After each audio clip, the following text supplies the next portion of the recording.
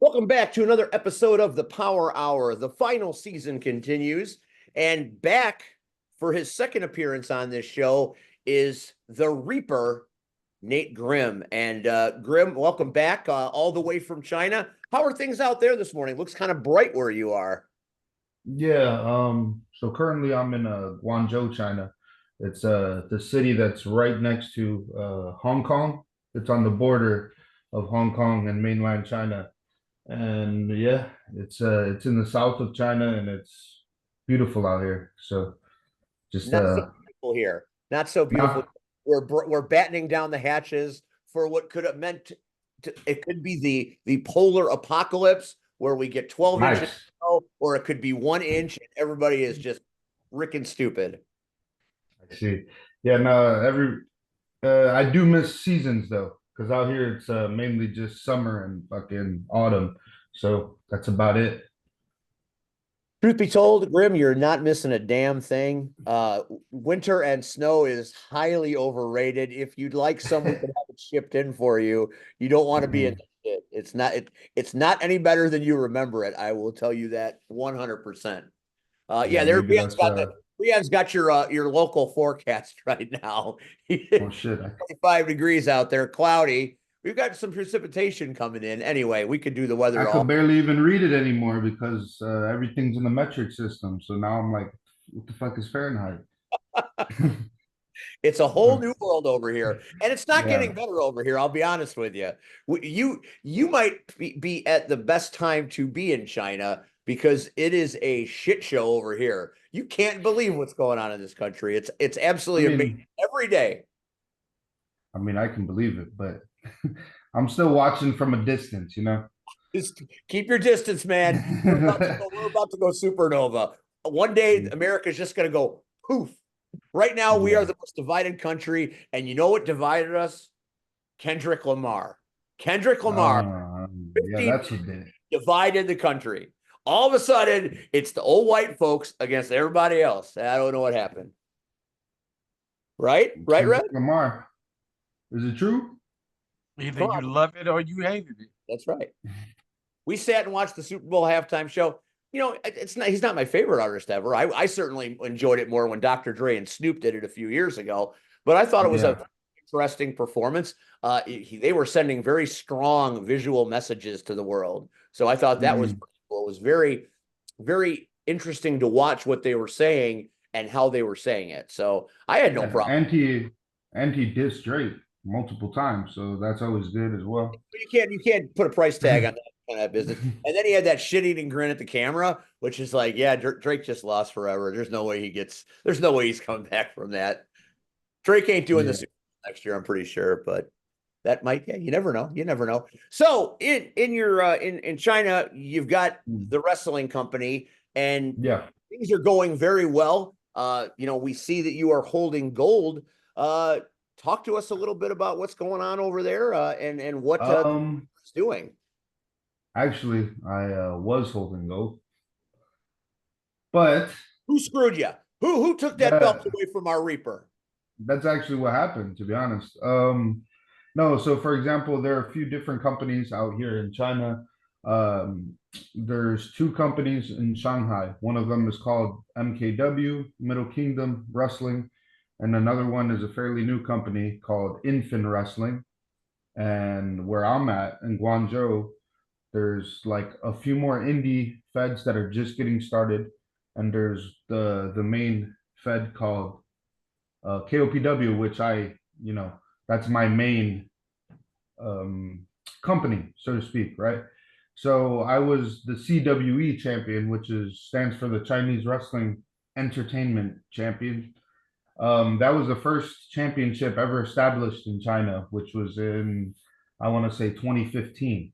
So that's when indie wrestling just started in China. Um, so there was kind of some internal conflict between some companies. So let's just say some investors got angry at each other because of in China, there's this thing called a tea house, but it's not really a tea house. It's like a restaurant mixed with like dim sum and all that shit. So dim sum is like little dumplings where people go to eat and they'll have tea at a restaurant. So some guy, some investor started investing in having wrestling shows at tea houses pretty much here in China, and it started getting extremely popular. So because of this, it went viral, and then other companies started to do that. So they got angry at each other, and for some political reasons, they took away my belt because the guy who works for the tea house place was the guy who actually created the belt. So, So you're so stripped of it your got title? taken. Yeah, I was fucking screwed out of it because of some political bullshit, pretty much. Are So you Bret Hart in China? Is that what you are? The best there is, the best there was? I wouldn't say that, but I wouldn't go that far. But I am one of the only ones who has a fucking character. That's for sure. So if you're one of the only ones with a character, it must be pretty different because I mean, right now, especially characters are, it's all characters right now, whether it be we've really got some pretty crazy ones. So what's going on? I mean, I mean, I'm being facetious. I'm not really the only one with a character, but I'm I like, would just the say only that character out there. they're What the lacking. No, they're lacking in characters. So gotcha. I would say particularly the Chinese themselves, they take heavy influence wrestling wise from Japan, right? So because it's close, like 3 hours by plane, 3 hours away.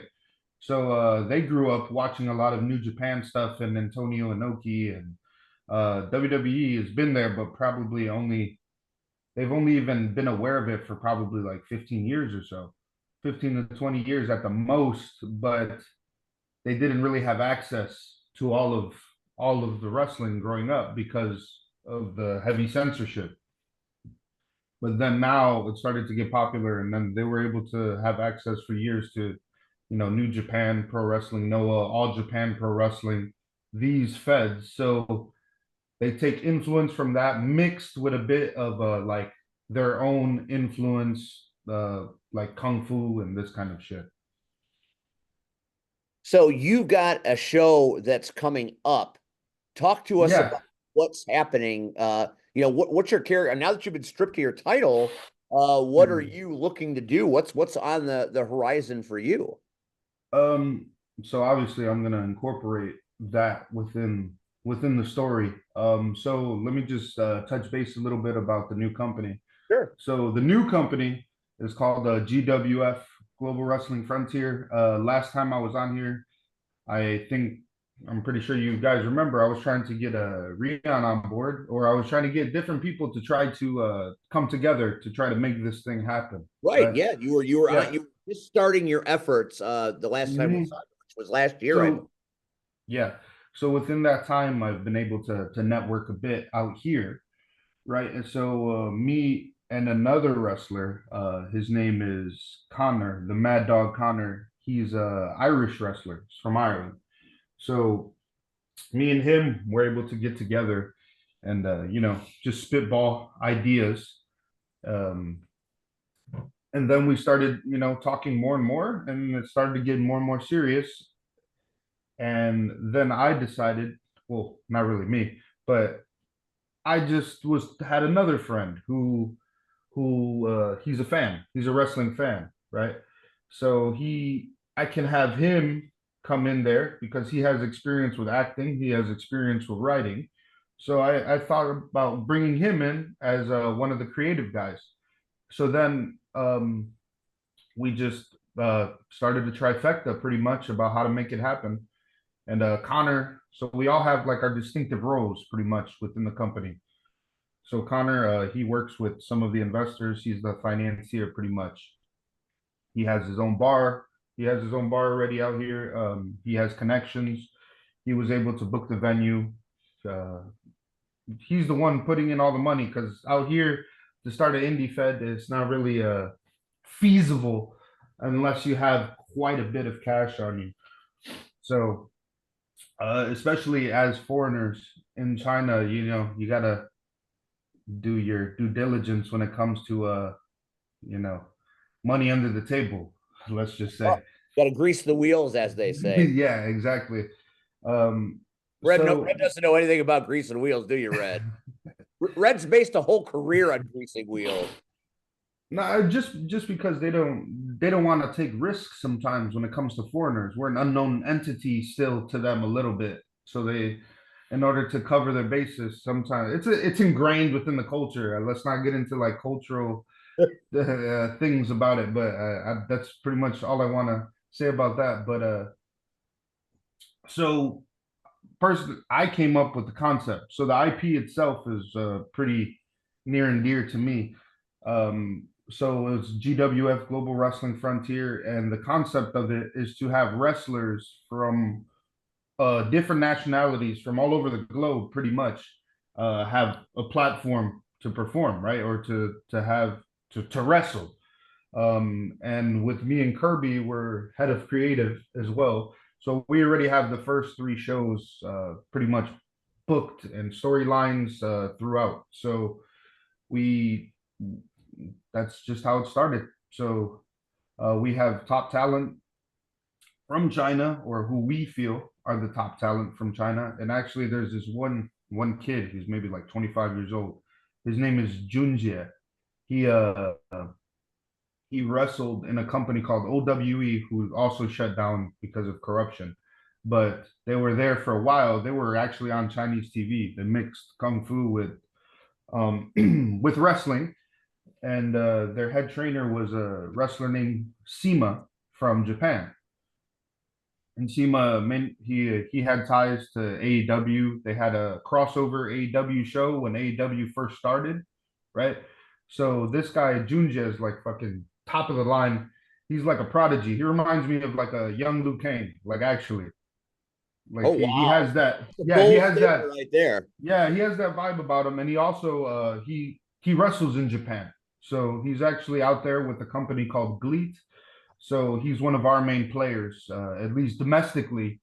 Chinese wrestler, he's going to be one of our main players. We also have a couple guys from Thailand, from a company called PSE out there. And then one of them, his name is Shamshir. He's a younger wrestler from India. We have another guy named Chad Taylor the Gift. He's also from PSE.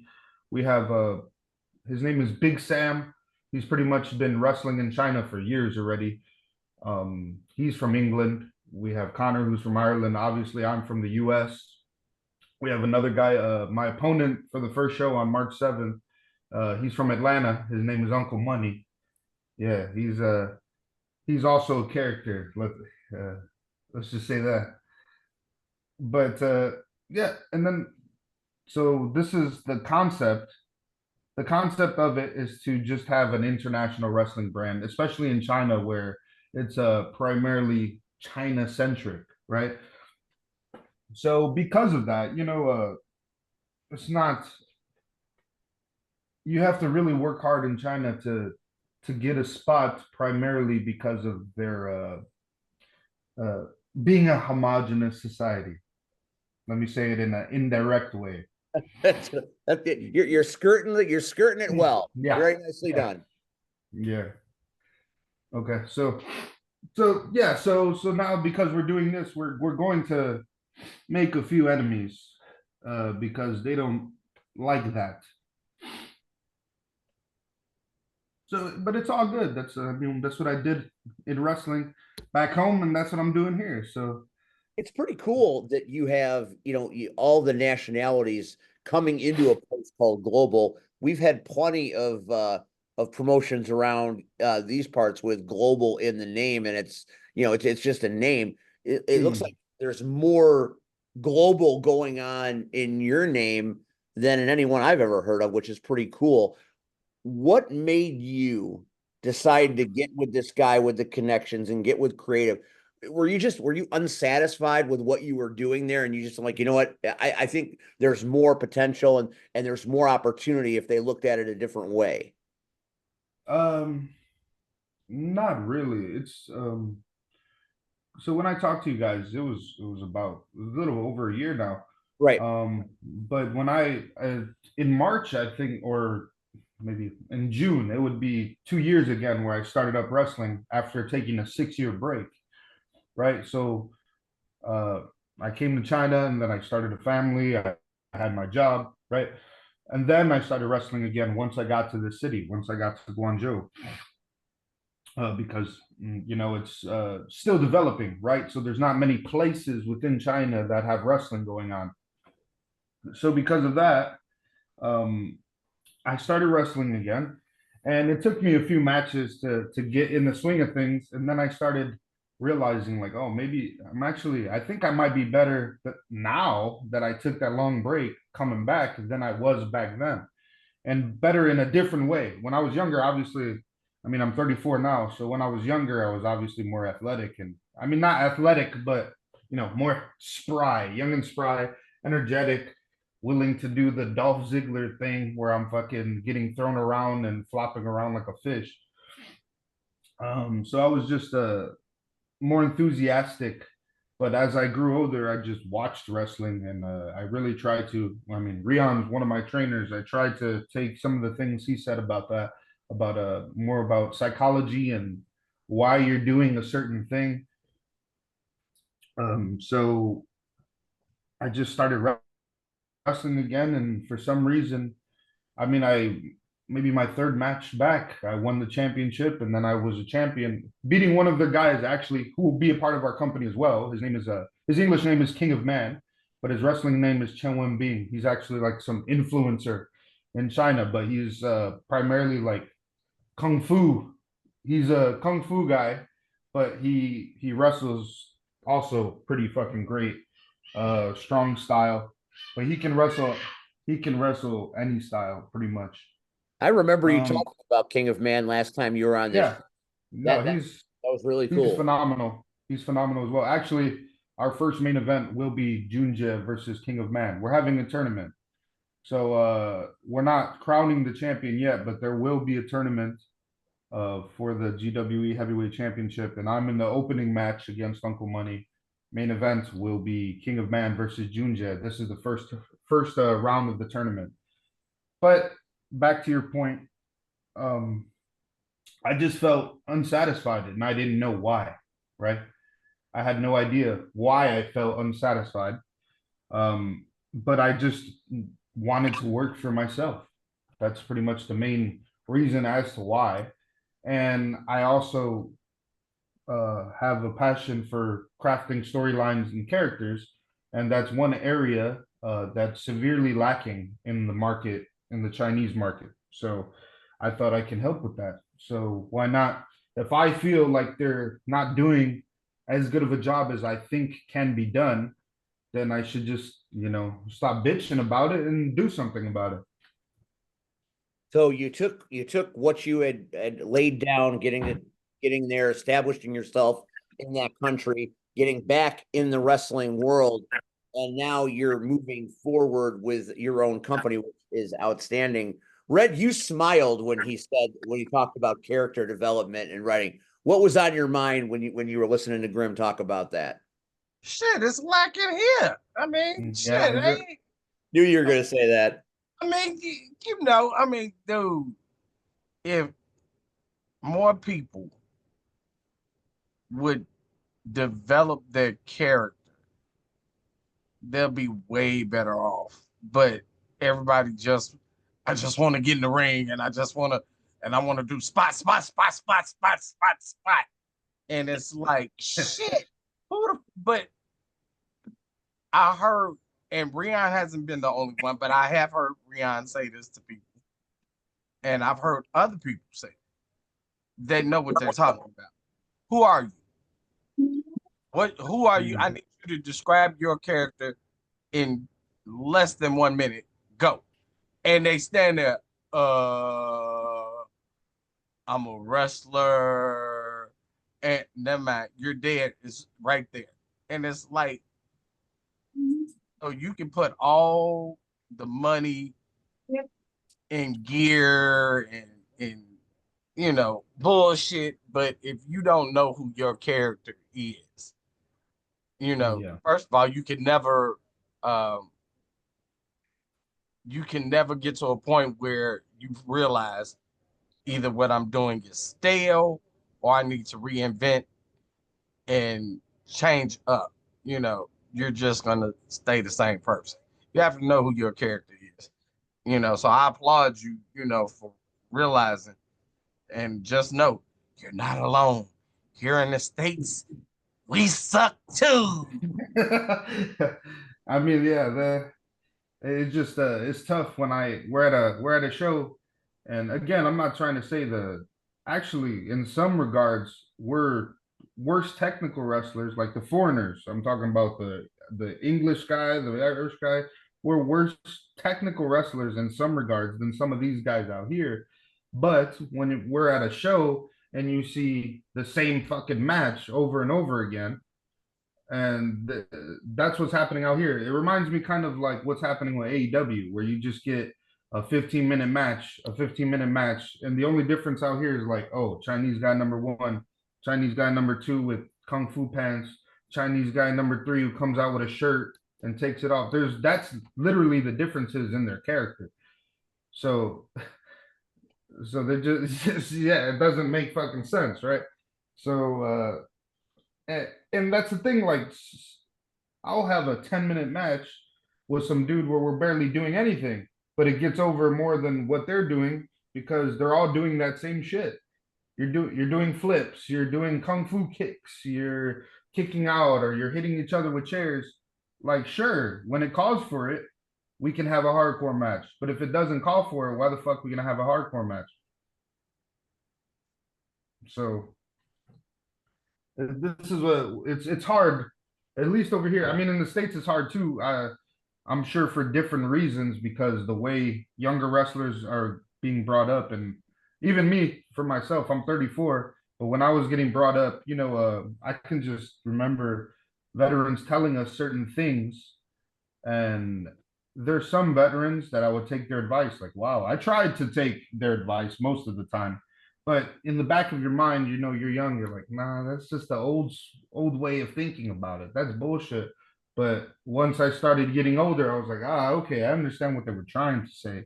Maybe they didn't go about it the way I wanted them to go about it, but I get what they're saying now that I'm older and I'm trying to do the same thing to these fucking guys.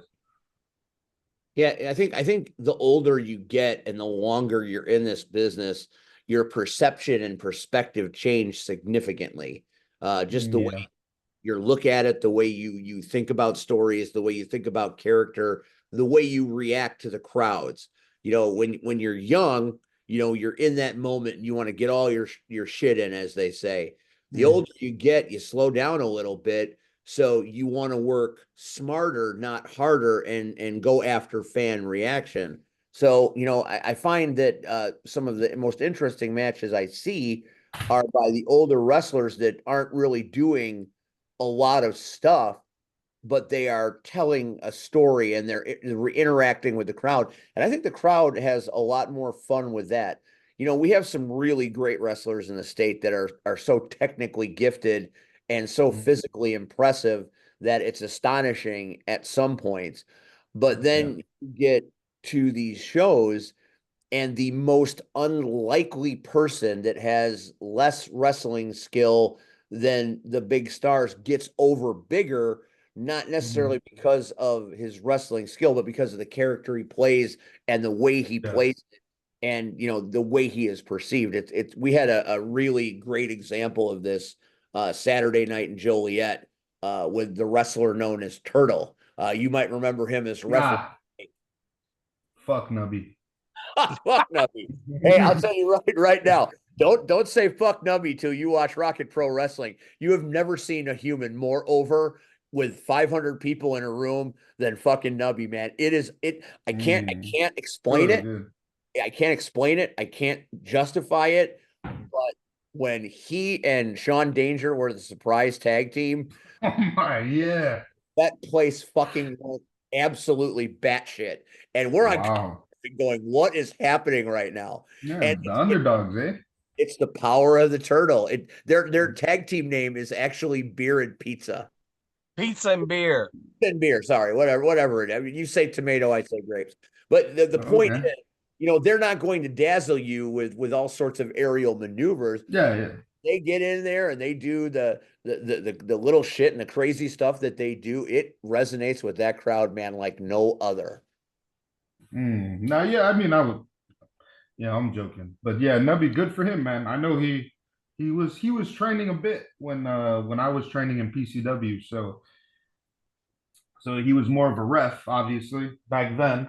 But good for him, man. I like to see that he's actually wrestling now. So I'd like to good for bring him. him over to Rocket Pro Wrestling and have Mm, the Reaper show up to challenge the yeah, Turtle. why not? I seen actually also my old liaison, my partner Brandon. He's back in. Well, not Brandon. Sorry, Victor Wade is The back. Ripper, Eh? yeah, Yeah, the Ripper and the Reaper, huh?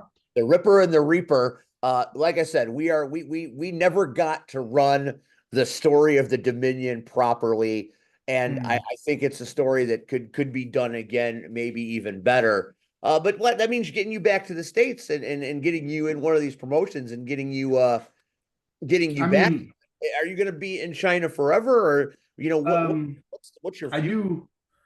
do have a daughter now, so I just she comes first and foremost. That's another reason why I'm starting this company because eventually I'm still teaching out here. I'm a English teacher. I teach older students, younger students because that's the best way to make money for a foreigner out here. And I just eventually I want to not do that anymore just because uh, it's not as interesting as it once was when I originally came to China. And because wrestling takes precedent and whatever is going to make me the most money is what I'm going to be focusing on. Sure.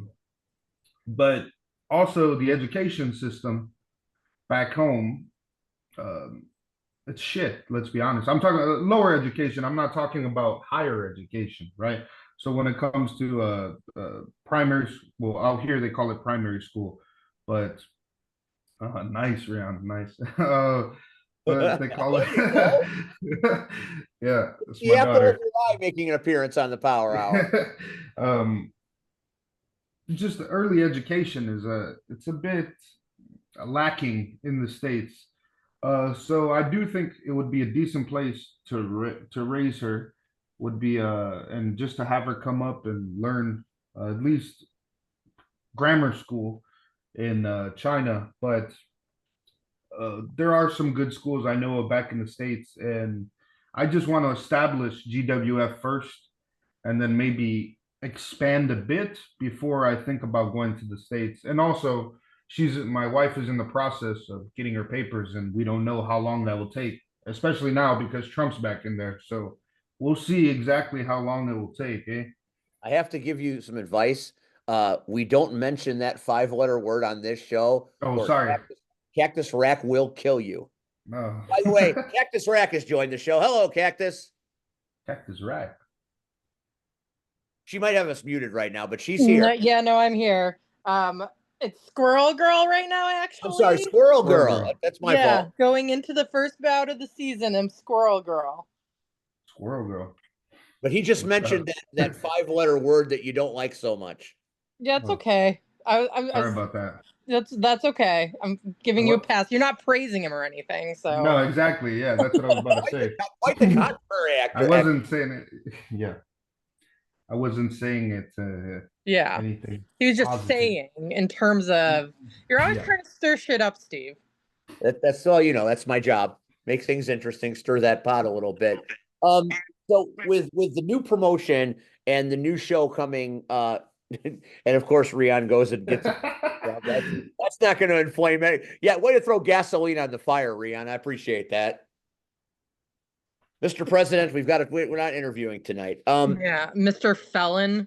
Mr. Felon, and whatever you want to call him. Don't call him late for dinner. So March 7th is the big premiere. It's the first Yes. show. It's the launch party. So take Mm. us through. I mean, let's hear what's happening. I know you told us a couple of matches. Yeah. What's going on with these storylines? Tell me how this thing is kicking off. What we got a tournament for the heavyweight title. Are there other belts? Are there titles? Is there a women division? I mean, what how does this look? Sure. So right now there's no women division, but we hope by the third to fourth show that there will be a women's belt and a women's division. Um, the belts are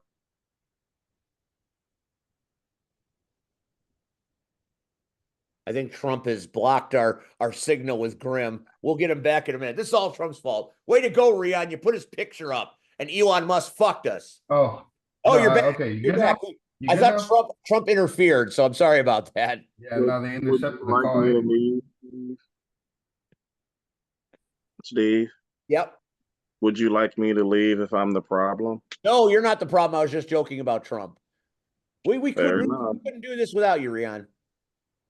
Well, that's a lie.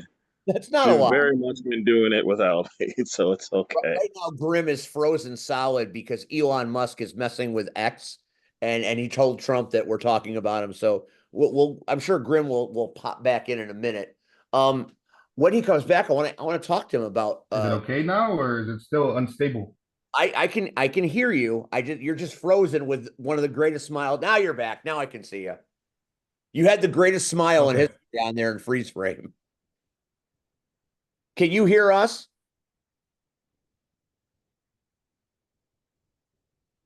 There's some bad juju happening right here from the land. But we'll work through this. We'll work through it. I want to talk to him when he comes back on about the state of women's wrestling in China, because I think that's you never hear about it. I mean, you hear about women's wrestling in Japan, but I'm wondering how many people they have that are performers in China at the moment, doing it. I think that's a very interesting thing.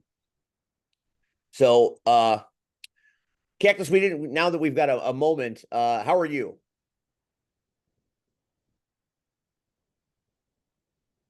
It's Squirrel Girl, remember? Squirrel Girl, sorry. Oh, now Grimm's. Sorry. It takes me forever to find my mute button for some reason. I'm here. Finally. I finally made it. We will reestablish a community link with Grimm very soon. And there's a great picture that Rion just took a screenshot. Rion, that's why we love you, because it's like he's been here all along. It's like he's been here all along. Cactus, how did everything go last week? With what? With the problems you were having. Everything got resolved peacefully? Yes, it got resolved peacefully. No loss of life? It was kind of like, it felt like a little bit like an after school special. You know, where, you have to like sit your child down and explain the serious dangers of things. Last week we tried to keep up our end of the knockouts, Rian and I. We talked about our photo shoot experiences. How was it? How was your experience? It was good. I had a little bit of an episode that day. As everybody knows, I have mental health issues. Sometimes my brain goes feral. My brain went feral. I started dissociating. So I was a little crabby pants. I was pretty crabby. But I'm not doing Russian this season. But I had to be Russian for the promos. And I think that's part of why I was so overwhelmed, was because I had to be in a character that I'm not going to be using this season. And then I'm taking a photo for the eventual website, and this character is not going to exist this year. And so I ended up kind of where I wore my Russian blue cat suit, but I wore my cactus rack bandana top over it, and I wore my hat, and I wore my gauntlets. And then once I got behind, Lady Hades is a great hype man. Actually, everybody was awesome. Bikini was hyping me up. Grumpy was hyping me up. I hear I give good silhouette. So I haven't seen the final photos yet, but I heard they were good. Wait till you see Rion's skills as a superhero. That is no lie. That is totally legit. He is going to blow your mind. Yep. I mean, Lenny Gilmore is an extremely talented photographer. If anyone out there needs a photographer for something, please consider looking for Lenny Gilmore. and Dia Beatdown was diabolical. Oh at yes. the shoot. She scared the shit out of everybody in the best possible way. And she's not even, she's, more of an official capacity. She doesn't get out there and fight to any great degree. I'm afraid if she decides to change her mind and goes out there, she's gonna hurt somebody. I mean, there's every chance of that. I just know it won't be me. You never know. Oh, I know. Oh, so talk to us about the spankings. I saw pictures. It looked very involved. It was very involved. So for those who are not in the know, we are currently doing a series of fundraisers to send as many of our team as possible to Las Vegas in July for RollerCon. So one of the things that they came up with was doing spankings with Eurothrash's original Windy City character, Dina Discipline. And this is something that I think Windy City did, from what I understand, because her two paddles are Windy City branded, so Windy City rollers. So it was very official. There was a spanking table with padding and everything, and ankle restraints. Ankle? Oh If boy. you're into that. I think Red would have enjoyed that. That's Red's gig. And I do think it has. I did not sell a lot because I was behind the spanking booth. And so people would come in, see the spanking booth, and then turn around and leave. However, we made quite a bit of money. We had some very enthusiastic participants. Some were a little too enthusiastic, but hey, they always the way. were giving us their money, and that's fine. So we had a pretty big, we had to have waivers. So the owners of the distillery wanted us to have waivers just in case. We had a real nice stack of waivers. I know in cash we made about $200, but the Venmo hasn't been tallied up yet. So we had a lot of people who we made, it was like $5 to be spanked, $6 to pass the spanking to somebody else. So we had a lot of people pay extra to wrangle someone else to get spanked. So it was a lot of fun. And a huge success, it sounds like. It was. I'm looking forward to seeing what the total amount is, and it's not our last one. If you haven't been spanked yet, there will be more opportunities. Well, that's always good to hear. Glad that Red will finally get out. Red has been promising forever to come out, and he hasn't been out yet. So we're waiting for Red to grace us with his presence on a particular Saturday evening.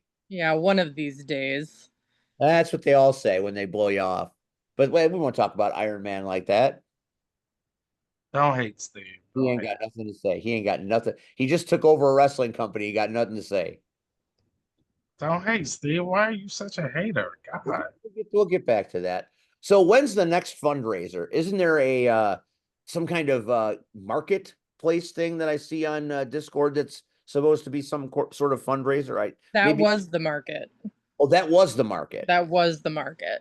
Okay. So that was, yeah. So I'm not sure when the next one is. I do know it's coming.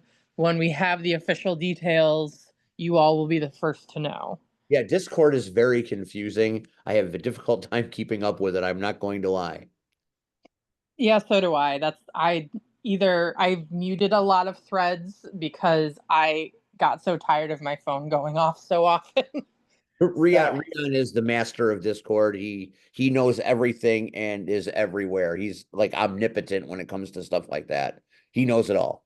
We now have a wrestling thread where we talk about, what's going on the TV.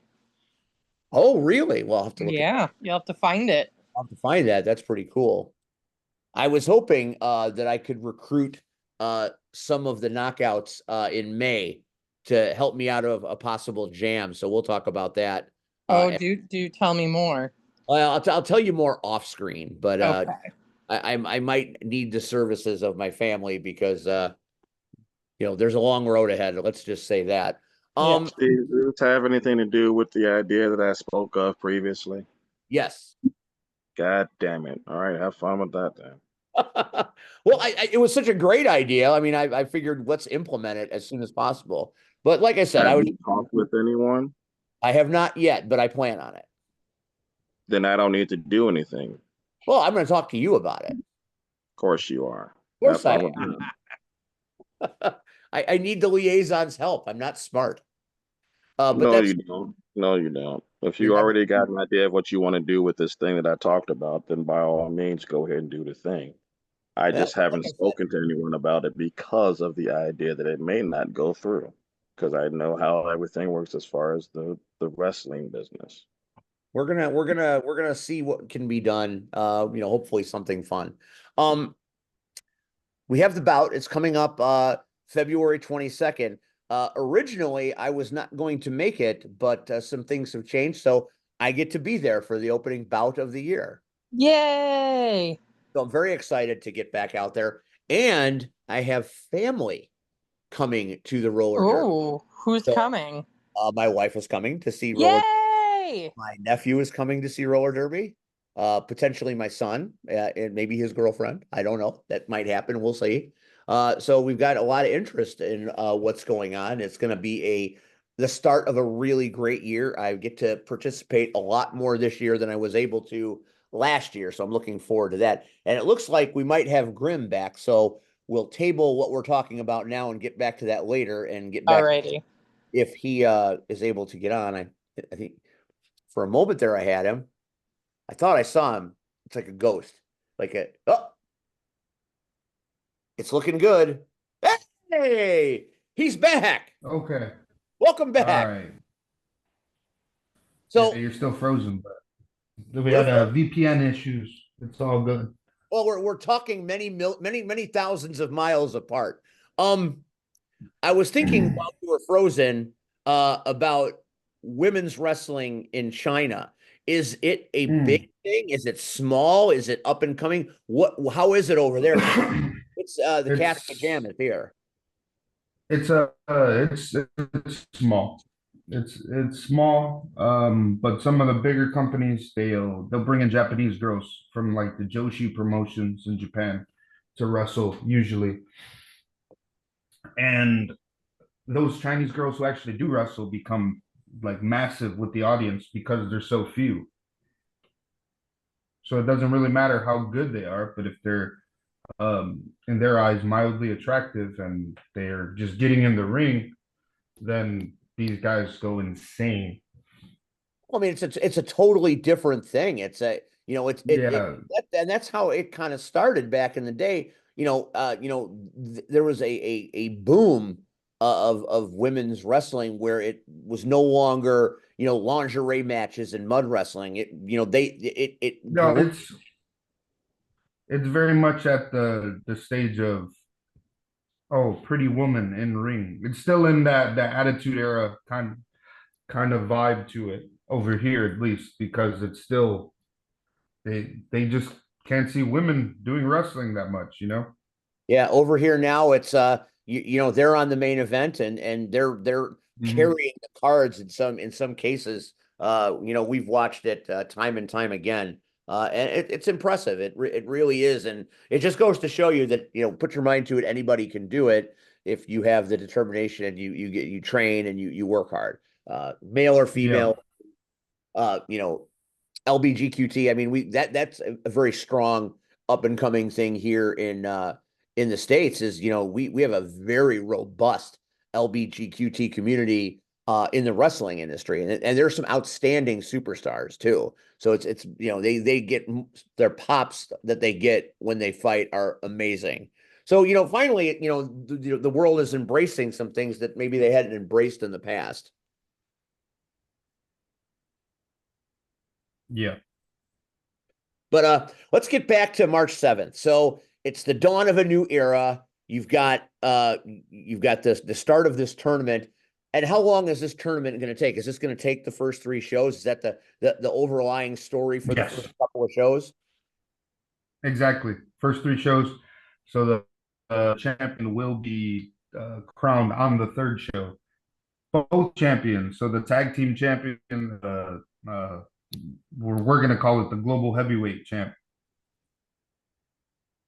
What's the tag team divisions look like? I mean, how are tag teams in China? Is it do you have great opportunities or is it still just kind of putting people together and making something stick, or do you have some reputable tag teams that have been doing it for a while?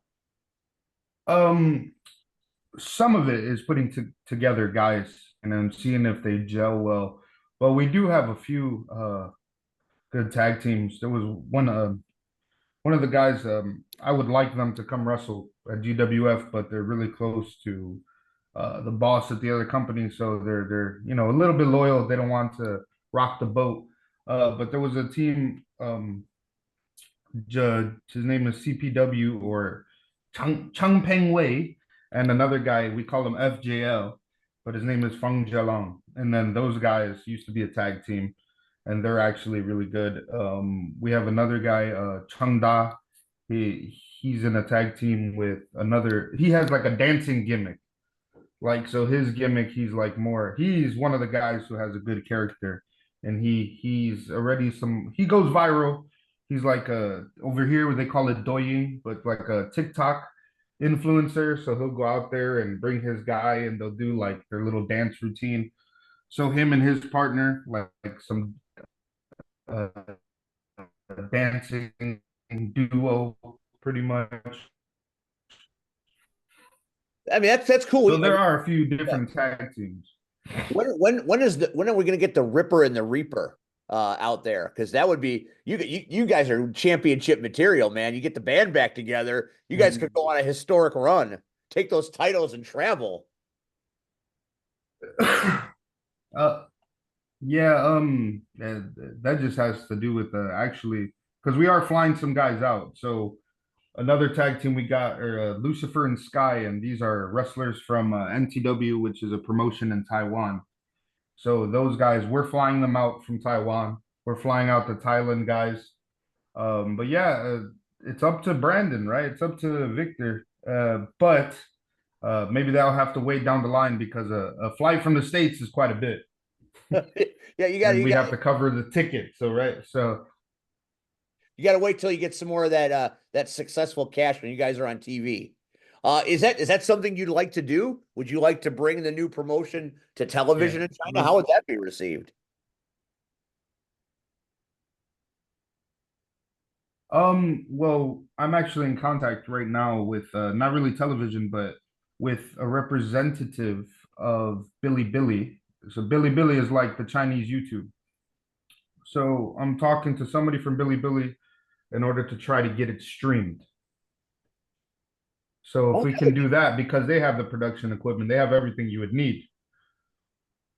So you get a shot. I'm trying to establish that.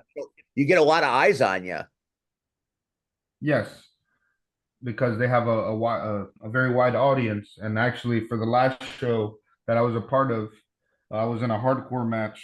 It was one of those tea party shows I told you about, and there's like it went extremely viral that whole show because of Bilibili. They streamed it. There's like 350,000 views. Oh wow! In China. So you're becoming. I mean, you conceivably. Yeah, so it's taking off. You could be a household name out there. Maybe you'll never come back. You become like the Rock of China. I mean, not. No, it wouldn't be like that yet. There's so many people in China. There's like 4 times as many people as in the States. So even though it's 350,000, it's a lot of people. That's a nice audience for the first ever for streaming like that. Can we see Bilibili in the States? Yeah. I mean, so I want you to get it on there so we can watch your stuff. Yeah, I'm pretty sure you can get Bilibili, but most of it will be in Chinese. So you just have to have maybe Google Chrome extension have the built-in like translate to English, right? And then maybe you'll be able to see it in the translations will be pretty funny, but they're all direct translations. You find yourself a couple of commentators that can do a English broadcast over your video. I've thought about this. Come on. I have no idea. Why do you think I'm talking to you right now? No, I have no idea who you could possibly get to do such a thing that does commentary. I'm not, I don't know. I don't know anybody that does the commentary worth of shit, right, Red? We don't I know. wonder. Yeah, we'll No, see. nobody. I'll think about it. I'll think about it. Hey, we I'll got think you. We want about who I have in mind. to. um, it sounds like you're very happy and very excited about what's going on. I mean, is this a good time for Nice. It's a very good time. Because when we put the Very good time. Creatively, it's a good time. and that's good. And like I said, you're a creative guy. You're at your best when you're able to work.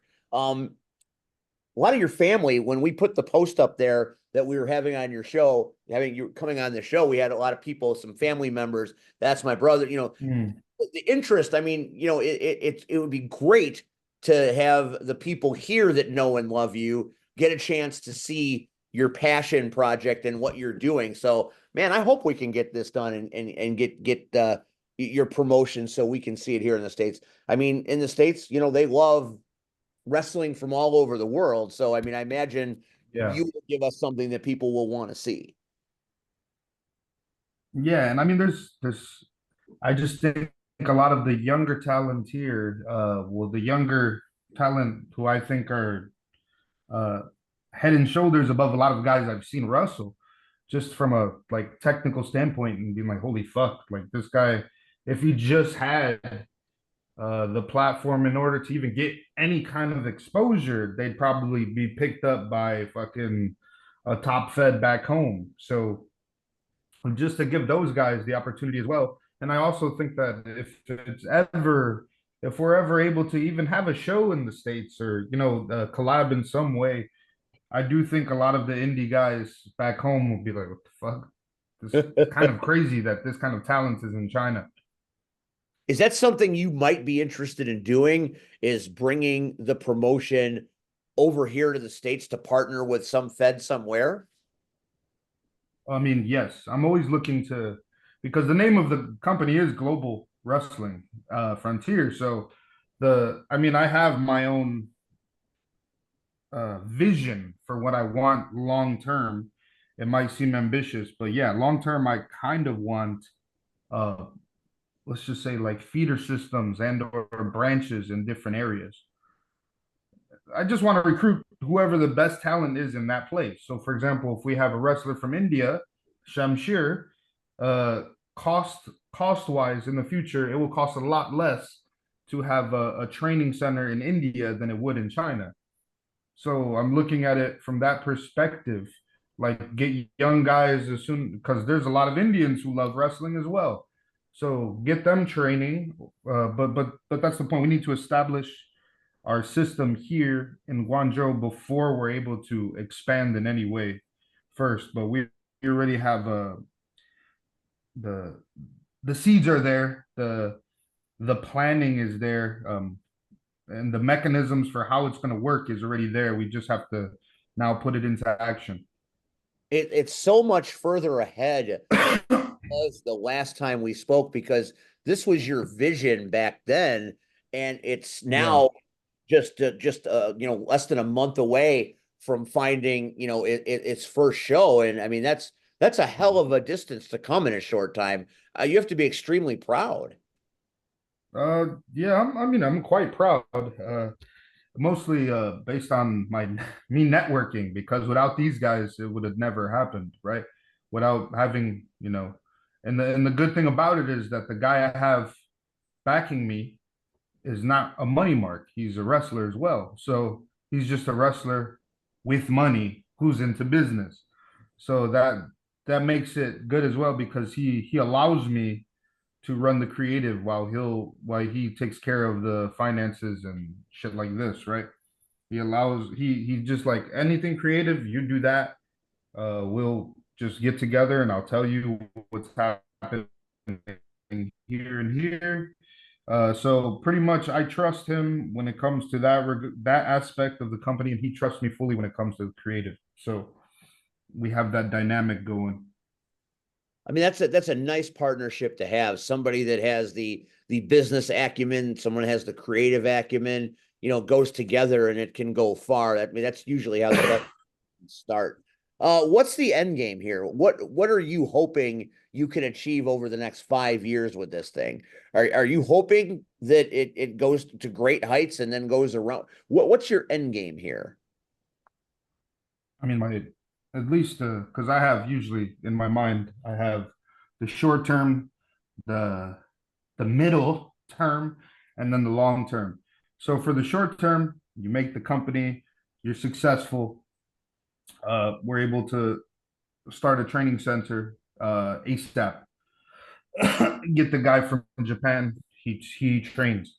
That's the short term goal. Long midterm would be to expand within China. So not only China, but on the outskirts as well. So midterm goal would be Shanghai, because we're in Guangzhou now. So Shanghai, Beijing,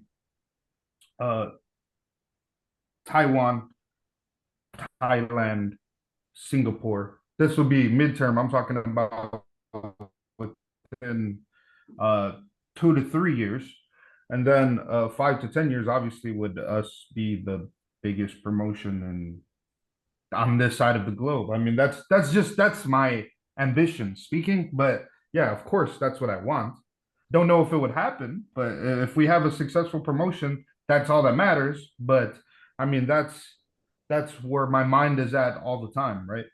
Even when I was in the concept stages talking to you guys last time, like that was always my goal. I just don't know. I just take steps to try to get there. Don't necessarily know how I will get there, but eventually it works out. And it kind of the same thing when I came to China. Just people were like, "Oh, you're going to China? What the fuck? You're gonna get your organs harvested." I went, and I'm fine. Well, thank So God that it's just didn't that thing. happen. Yeah. But yeah, it's just I already have the idea in my mind, and then I just try to trudge towards it no matter what, pretty much. Now let's go away from Nate, the visionary, the guy with the pan. Let's talk about the Reaper. What's on the Reaper's mind as he heads into this tournament to get a title for a company that is going to be near and dear to his heart? What's the Reaper's mindset in this story? I mean, I'm just gonna win the belt. This is where you cut Win the that. belt. Like, damn it, that's it. I'm gonna prove that they shouldn't have took the belt from me in the first place. Oh, so it's all about vengeance now. Reaper will have his vengeance. Yeah, That's the story here. it's hard. Yeah. I can just go over the card really quickly, Yeah, actually, please. because that's what we were going to talk about before. So first match of the night will be me against Uncle Money. That's a Jack dude from fucking from ATL. He's from Atlanta. Um, he's a rapper. He does a lot of different shit as well. He's an actor out here. He's a jack of all trades. He's a good hand to have on board. But yeah, it's me against him. Then the next match will be um Connor, who is also my part, the Irish guy, the Irish wrestler, against the English wrestler, Big Sam. And Big Sam's like, I want to say 6'4", 6'5". He's a massive dude, like 200 and like 300 pounds, close to. That's a big dude. So they're gonna be, yeah, they're gonna be going against each other. Then after that, we're gonna have a Japanese guy. Hold on, I don't want to get his name wrong. Yeah, So don't I'm get gonna yourself look in trouble real right quick. off the bat. Yeah, because we're bringing him in from Japan. It's just a difficult word. Isai Initsuka, and he's coming in from Japan, and he's gonna face local talent called Hongwan, who's a Chinese wrestler. Then we're gonna have tag team match, and the tag team match will be a wrestler from England. He wears a mask. His name is Voodoo. He was actually my first match back when I came back. I wrestled him from England. His partner is going to be another Japanese dude named Genji Yamamoto, who wears a mask. And they're going to face Sky and Lucifer, who is the tag team from Taiwan. Then after that, we'll have the PSE showcase match. So that's our collaboration with the company in Thailand. And they're bringing their champion over from Canada, the Gift, Chad Taylor, and he will go against Shamsher, the Bollywood star Shamsher, who's obviously from India. Yep. And then then the main event will be the guy I told you about, Junjia versus King of Man. So that is a So very that will be first card. So So so that's the we have. are the fans psyched out? I mean, the fans have to be just excited about this, right? We're actually releasing everything today. Like Today's all of the the day. advertisement, everything. We're doing everything today. We wanted to bombard them with all of the shit, with all of the propaganda, so to speak. Well, it 'Cause sounds that's what I'm amazing. good at. You've got wrestlers from all over the world on one card. I just like the way it's put together. It sounds like something that would hold interest from start to finish. And that's a great start to a great promotion. And I think that sounds like Red. He's got a winner there. I mean, on paper. Yeah, I just hate we can't see the shit. Well, we got Billy. I mean, Billy, I'll Billy. try my best. I mean, it is called global, so that's also part of my job is to try to make it fucking accessible, right? Hey, Because I mean, I've also put it on YouTube. Billy over there. I'll put it on YouTube. The thing is, like with YouTube, in order to get any traction, you gotta pay for ads and do all this other shit. Yeah, we know. We have the traction of a 74 Buick with ball Try tires. to get some views, like legit views. I'm not talking about like friends and family. Talking about in order to get it promoted. But yeah, I'm John in the past about bringing his ass over to China to work a show. So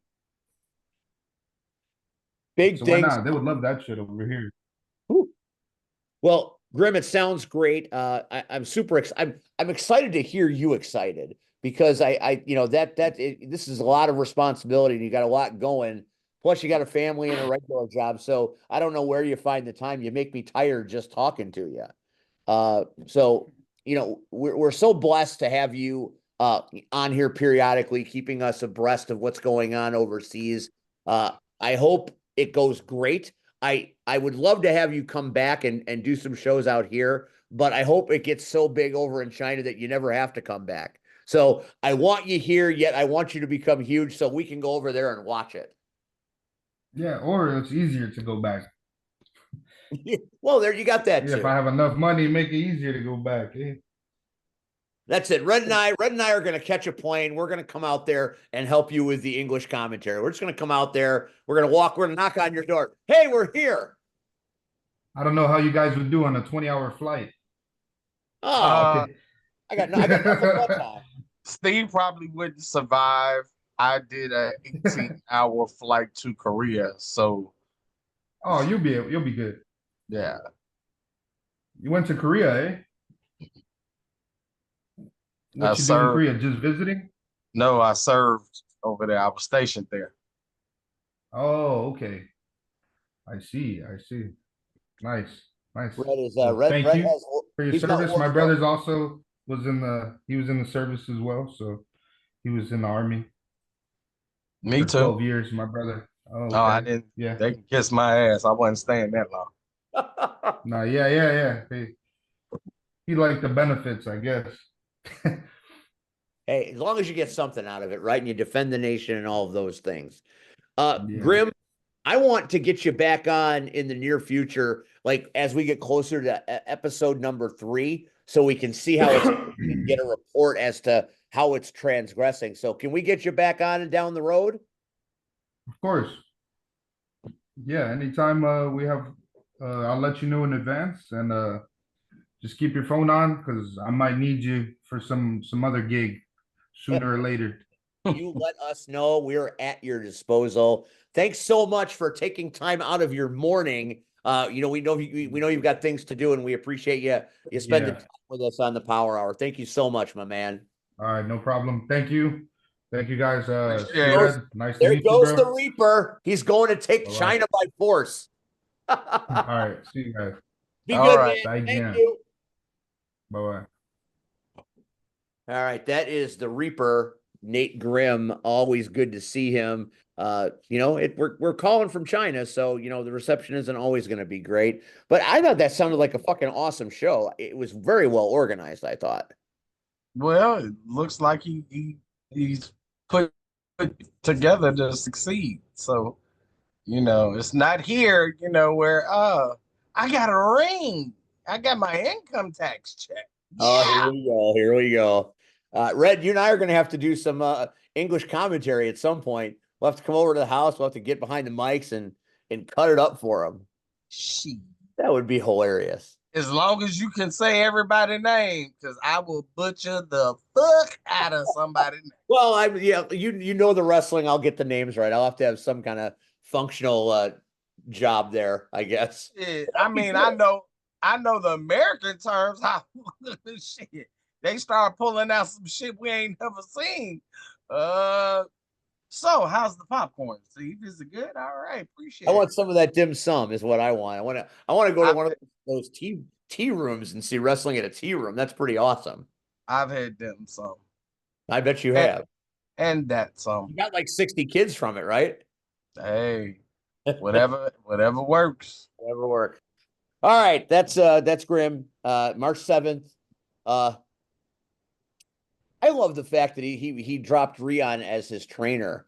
And look how far he's gone. Rion, did you ever see this happening for Grimm? Rion's probably not even there anymore. Well, he'll come back or he'll hear it at some point.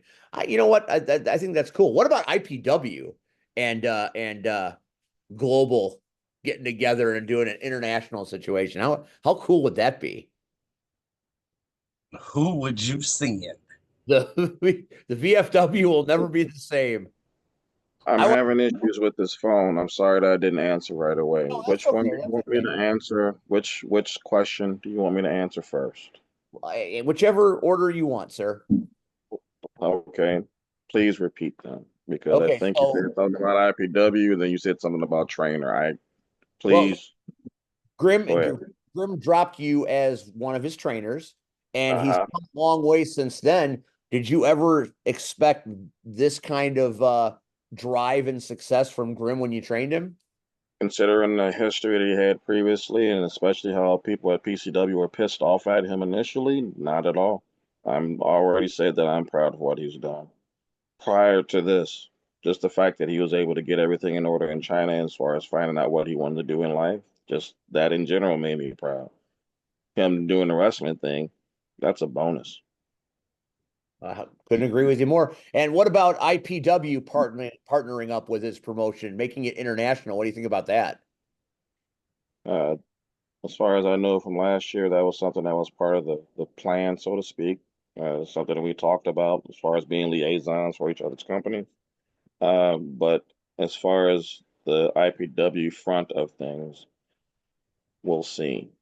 Because as you already know, they haven't ran since November. So we'll Right. see what happens. I Well, mean, that's I appreciate the not a shout out, no. but I also know that there's other organizations like with C3 and Rocket Pro and ARW and CSW and all these other organizations that are out there in the world that will probably benefit and be grateful to have an overseas uh, connection, so to speak.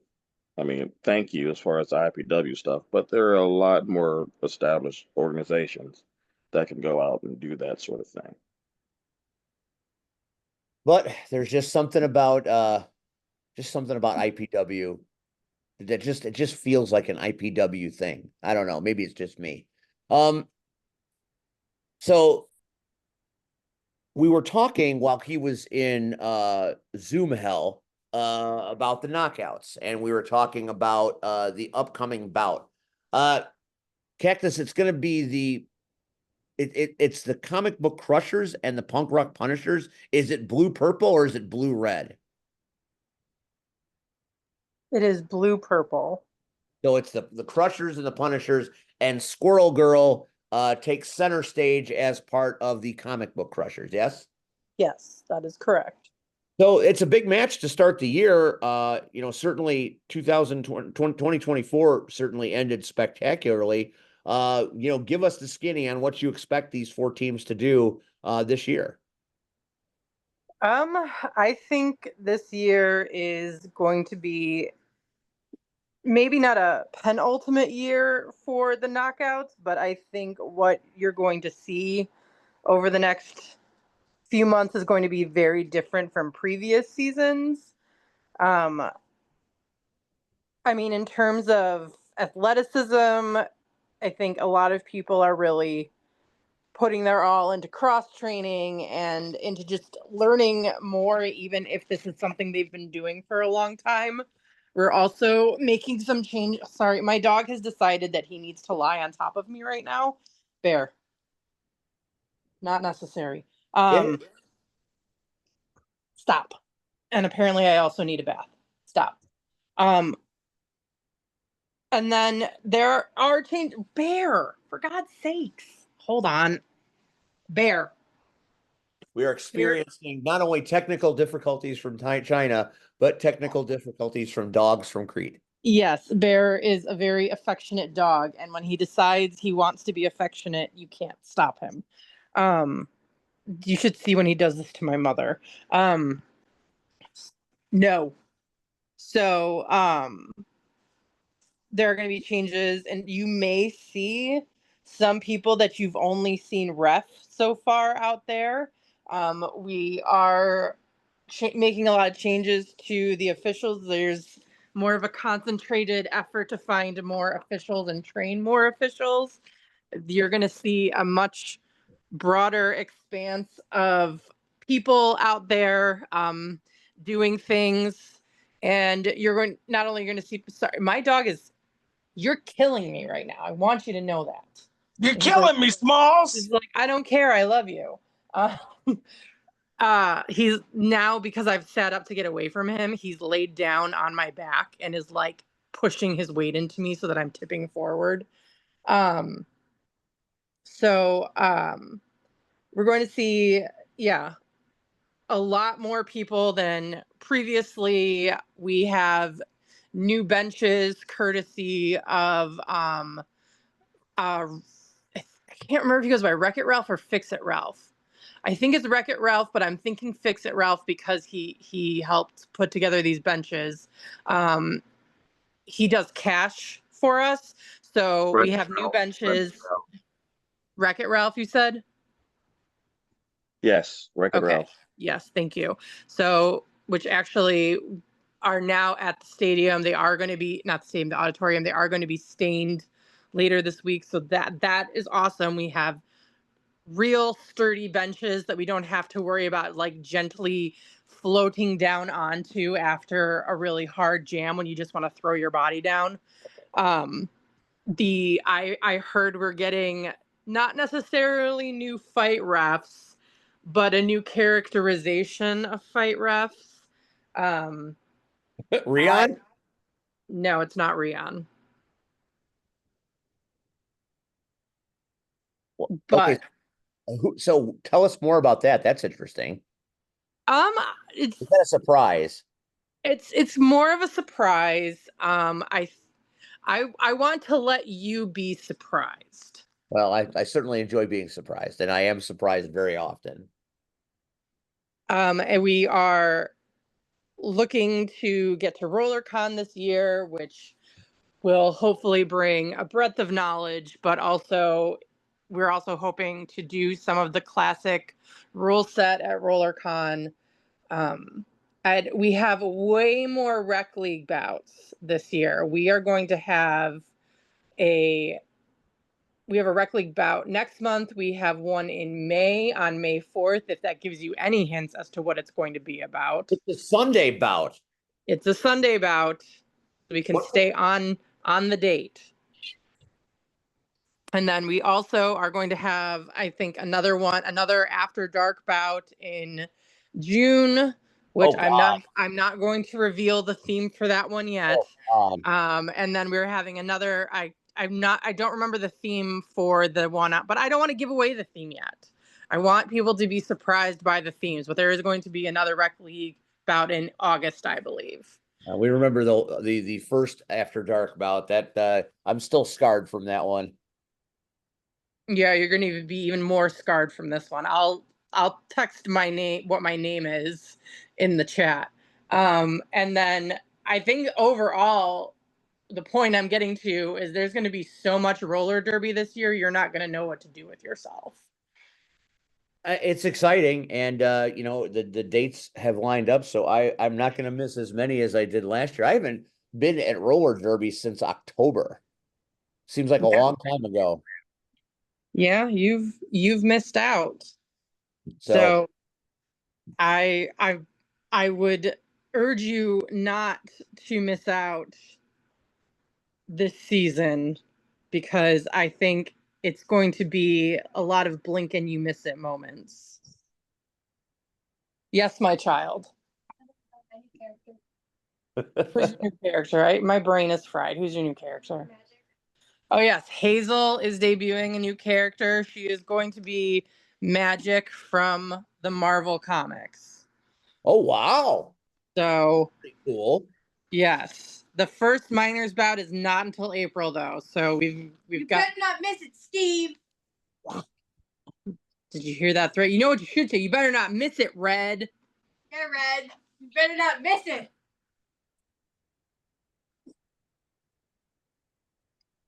That didn't work the way I hoped. What were you trying to do? I was trying to give you a taste of May 4th. Still trying to learn how to use this damn thing. What's your computer? I was playing with Rion with it earlier. Please give context. Please give context. Yes. Please give context. No, I'm just gonna let that one sit there for a while. Of course you're not. Fuck you. Of course you are. Of course you are. He's talking about his lightsaber, his actual lightsaber that he got from Amazon. Okay. The lightsaber is not a euphemism for anything else. Well, you just don't know. You have to wait till May 4th. Might be quite the euphemism, actually, but that's neither here nor there.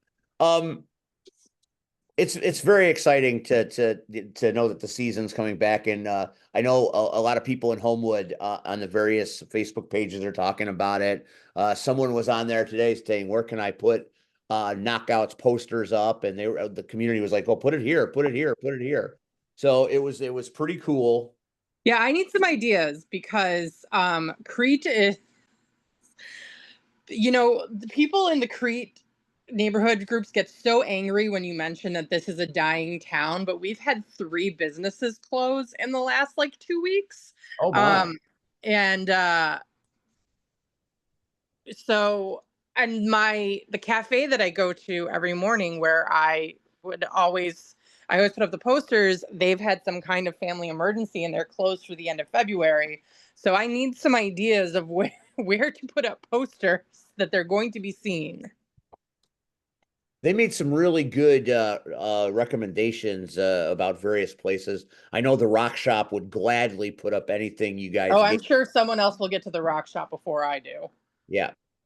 Laura out there is a devout supporter of all things Knockout. She messages me about them all the time. So shout out to the Rock Shop. They are fantastic there. It's a great place to go. Our annual reunion, we party at her store until the wee hours, which is pretty fun. But that's another story for another time. No, neither here nor there. Yeah, they're there and they're supporters. You know, a lot of people, a lot of businesses in Homewood come out and support the cause hard. It's really become a pillar of the community, which I think is pretty cool. You know, the parade's coming up. The knockouts have been there the last 2 years, I believe. Yeah, I believe so. So that'll be I might partake in that. You will never see me in a parade because I am a wilting flower and I cannot handle the heat. It's not usually hot when they do this parade. It's the Homewood baseball parade that Oh, they. I thought you were talking about the 4th of July parade. Oh no, well they do. I mean, they have a big parade in the spring, and I know they had done it last year. And you know, the weather was very spring like, and they all look like they're having a great time. I don't recall doing that one, but I do know that we do always do the 4th of July parade in That Homewood. is also a popular one. Well, maybe they'll do them both this year too. Who knows? I mean, like I said, there's a lot going on right now. Red, last week, well, no, not last week because he wasn't here. The week before, talked to us a little bit about C3. Tell me about what happened at C3, Mr. Red. God damn, Steve. I seem to remember you and I had a disagreement about some stuff, and I essentially called you out for being a snake in the grass. And it turns out I might have been right. Tomato, tomato. Talk to me about the program, not the, is it the, no, the board. Talk to me about the board. What is it, Steve? What do you want to know about the board? I want to know when I called you out for being the group that was going to take over C3, you said, no, it's not me. I'm not doing this kind of stuff anymore. And all of a sudden, there's all sorts of pictures online of you taking over. Just like I said was going to happen. No, there's a whole bunch of pictures of me whooping the ARC's ass. Why would you beat up your family? Here we go. Family? Nate, you're one of the originators of the ARC. I'm the OG of the ARC. After right. the Soul Touches fell apart, the ARC was your child. And what happens when children don't do what they're supposed to? They have to be disciplined, right? I guess. Are you disciplining your children? I beat the shit out of my own son. Steel? Yes. You beat the shit out of Steel? And tomato, tomato. What about Rachel? Not you, Rachel. What about her? She was comfortable laying next to him. I'm sure she did enjoy there's the picture right there. There it is. Yeah. It looks like wrestling boots in there. Miles had to, understand who's the real leader. Sure looks like you got wrestling boots on there, Red. No, they say gym shoes. Sure looks like you're back in the ring, Red. I had to cut a promo. Sure looks like you're beating people up, Red. Oh, that's always. Sure looks like your sabbatical is full of shit. No. Come on. Just admit it. You're not retired. Just admit it to everybody. All the celebrations, them making an action figure of you as you were retiring and going on sabbatical, it's all shit. You mean you had an action figure made? I didn't have it. Well, there was more. That was the product of the beautiful mind of one Jamie Salmons.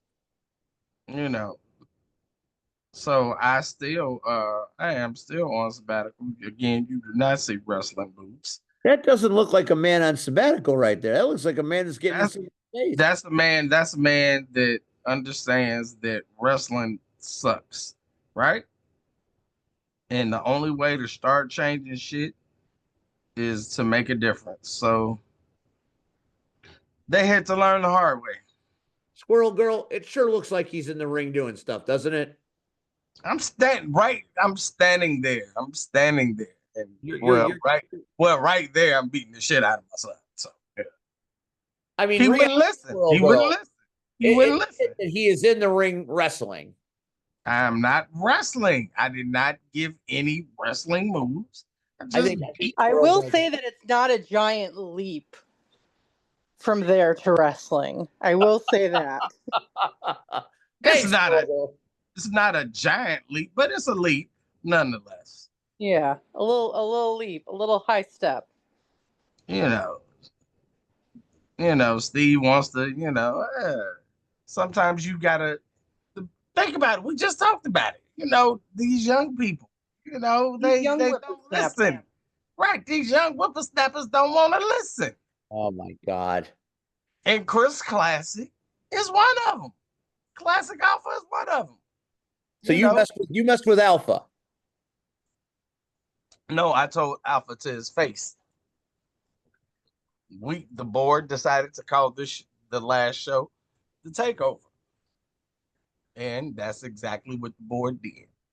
We made a statement, we took over. So, see, I'm just sitting in the crowd. Where's Willie? Who knows? Willie part of the board? Last I heard, he was stranded somewhere, so I don't know. Poor Willie. He's not part of the board, though? Nope. Come on. He can't be part of the board. Too funny. Too funny indeed. When's the next C3 show? The next C3 show, shit, since you asked. Man.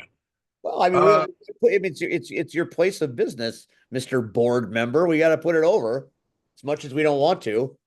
Why don't you want to put it over, Steve? Dastardly and a liar there. I'm not a liar. Hey, I told you. I'm just part of the solution. That's the problem. I'm part of the solution, and that's the problem. May 3rd. May 3rd, C3. Are they back at the place they were? I believe it's in Indiana, isn't it? In Dyer, Indiana. Yes. Yep. Beautiful venue. Actually, because of the board, I must say, we had a very packed crowd. The biggest crowd in a while. I think standing room. We were packed, and the crowd was including myself. We were all into it. Well, let me ask you, how are you going to be at that show? How? Yeah. What you mean, how? How are you going to be at that show? You got another show to do. That show starts at 1:00, sir. You better get your ass to that show on time. Don't worry about the season finale. Don't worry about. Understand, Steve. You understand how double shots go again. Oh, I tried it twice and I didn't like it at all. Oh, well, I mean, shit. Think about back in the day when I had to wrestle one and manage another. That means I had to carry 2 bags. No, thank you. No, thank you. You can keep that. I'm good. I'm good. At least this way, I will be dressed for the occasion for both. So right. C3, May 3rd, 1:00 in Dyer, Indiana. Red will be there, and then he will be at Rocket Pro for the season finale there. But we still got a ways to go to the season finale. We just had Cupid's Carnage. Do we want a season finale after what just happened? There's a lot going on in Joliet this past Saturday night. Yeah, I don't know how to explain some of it. Squirrel Girl, you still there? I am still here. You tap out anytime you need to. I don't want you if you're done. You've been here long, and I appreciate you hanging with us. I'm fine. I've missed you guys. I'm listening. Ah, what a nice thing to say. That's lovely. Yeah, there's a lot of crazy things that happened. We didn't get any Frank's. We didn't get any pizza. Oh, I'm pissed off about the pizza part. But we did see the debut of Pizza and Beer. The Mighty Turtle and Sean Danger becoming the tag team we didn't know we needed until I do have to say, Steve, though, that you said like pizza and beer and pizza, tomato. Pizza and beer flow so much better than beer and pizza. You have to admit that. Yes, and I think I misspoke. So, I was wrong. Anyway, which Travis will probably point out if he listens to this, which he likes to do regularly. Um, it was a very, very effective pairing, and the crowd absolutely loved it. Some things the crowd did not love. The end of the main event. And Red, we were I've never seen that building as quiet as it was when that 1, 2, 3 happened. Not ever, especially since I've been back. People went Normally mad. people went home quiet. Yeah.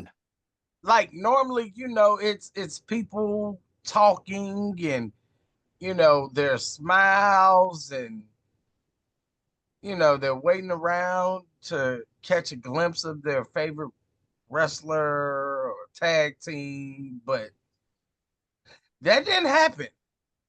I mean, people walked out like shit, like it was a funeral in a sense, because it was, but it was shit. Like people were pissed. Yeah.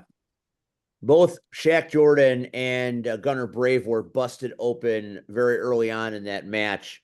And we all said that if the match flowed like a typical Gunnar Brave match, Gunnar would eject Shaq from Joliet very effectively. We thought that Shaq's one opportunity to turn the table and win the match would be if Gunnar lost his focus and tried to do crazy things. And that's literally what cost Gunnar Brave this match. He tried to reenact the lights out match with Berna and started ripping up the ring and exposing the 2x4s after the ring ropes were dropped off at the request of Shaq Jordan. And it just went to hell in a handcart there. All I know was, and I think I can speak for both of us, we've been hyped uh, to see this kind of end, uh, and we both had our money on Gunner. There's just no way, but we knew things took a totally different toll when the ring apron was cut, the padding was removed, and it's funny a lot of times fans, especially you know casual fans or people that just catch a show, oh, it's a big spring and it's a big giant bed, and the way Gunner's head hit those uh boards, not once but twice. Like I think people realized at that point, especially me, like this is real. You know, this is taking a turn for the worse. Yeah, and now Gunnar Brave is gone from Rocket Pro Wrestling, perhaps forever. Time will tell on that Was one. that the terms of the match? Yep, loser leaves RPW. So Gunnar Brave, who started at RPW in 2019 when he was a kid, has grown up in this business at Joliet at Rocket Pro. He is far and away one of the most popular superstars the company has ever seen.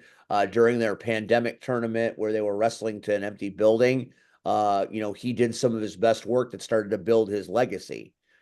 And we know where he's from. We know where he's been trained. So he has that pedigree, and now it's over, which is disappointing and sad. And my disdain for Shaq Jordan is at an all-time high. The way he won that match was, yeah, I mean, he won it. You can't take it away from him. I mean, you're either going to win or lose, but there was just something so cheap and tawdry about it. There's been times when you would look at Shaq Jordan and he would come out and he would be the most amazing athlete on a card in the room. Now he's just a petulant child. I think it's imminent that he joins the Undeniable or does something like that. because he's got to surround himself by yes men. It's disappointing. It's disgusting. And Squirrel Girl, I know you are a fan and you consider him family, but boy, you might want to think about disowning that one. He's disgraceful and disgusting. I mean, if I haven't disowned Russell yet. Oh, please disown. Disown Russell. I'm not even acknowledging that fool at this point. I hear he's the women's champion, so. Oh my God. Fool. That is a giant fool. Yeah. Here's my take on this. We don't need to have a take on the king. The queen. The queen. I don't even want to dignify this bullshit with a response. But the fact that now he is antagonizing other women, it's like, stop, bro. He stop. Apparently did not hear that he is in the same company and women's division that Muscle Mommy is in. And Muscle Mommy stood up to and backed down Steve Michaels. She did. So last time I checked, J.R. Lindsay is miles and years away from being anything resembling Steve Michaels. But he'll provide these viral moments where he does silly things for silly reasons. And it's unfortunate because the Mexican Barbie, Lulu Lorena, had been Wrestle League Women's Champion for a long, long time and had built a very proud tradition and had worked her ass off. Went to NWA with that title, working her butt to the bone. And this fool comes in and does what he does. Fool. I mean, I am aware of his limitations. He's going to get his butt beat. So, and I'll hopefully be there to watch it. I mean, Wrestle League has had Maggie Lee, who would beat that boy. He'd beat the brakes off that boy. Sierra has been to Wrestle League. Can you imagine what Sierra would do to that fool? He wouldn't survive 30 seconds in a ring with Sierra. Oh, Sierra will whoop that ass. And you could just go down the list. You go up the front line and get Angel irritated enough to whip your ass. I mean, there are so many outstanding competitors. How about the Queen of Mean? You don't think the Queen of Mean would beat the brakes off of that fool? Oh, there's no doubt. There's Renee Van Peebles does not suffer fools, and we know that. Right. I'd like to get Natasha Crane, the Amazon, back down here to I would like to see her in action again very soon, and if it's taking a title off of Russell, even better. God, it just what does Brittany think about all this? And that's how can you walk around with him and like really? And he's wearing a title she competed for.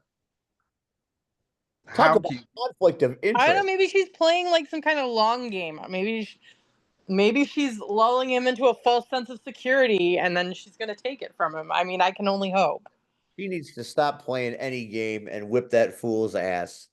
There she is. There's Brittany. She'd whip his ass too.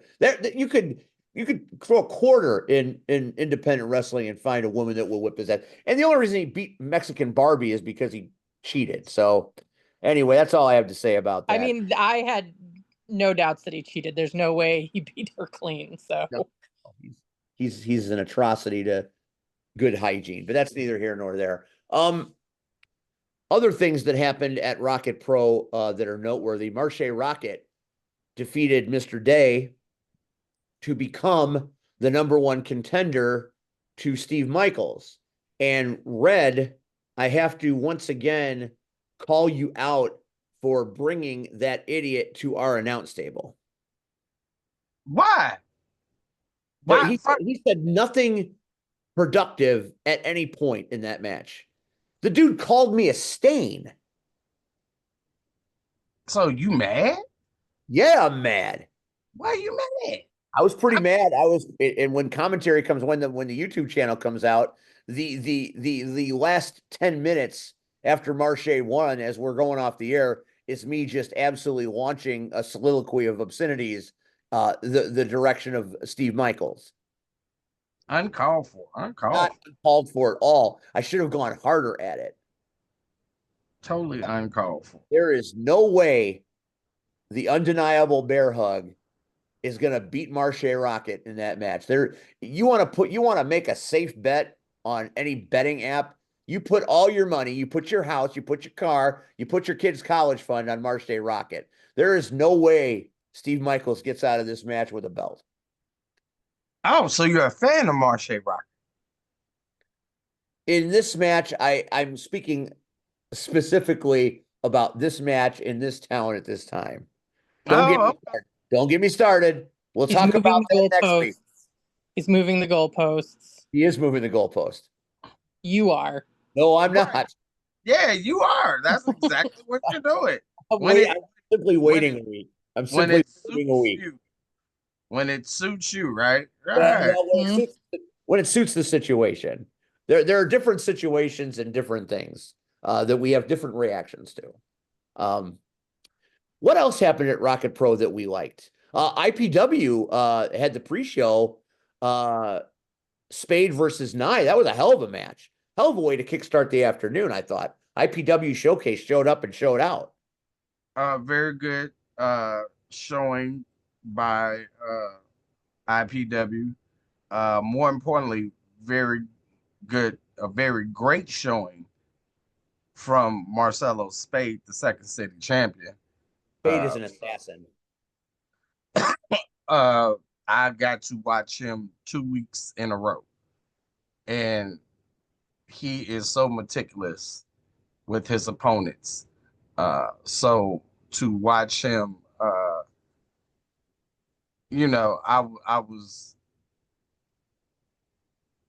was, I can't say impressed.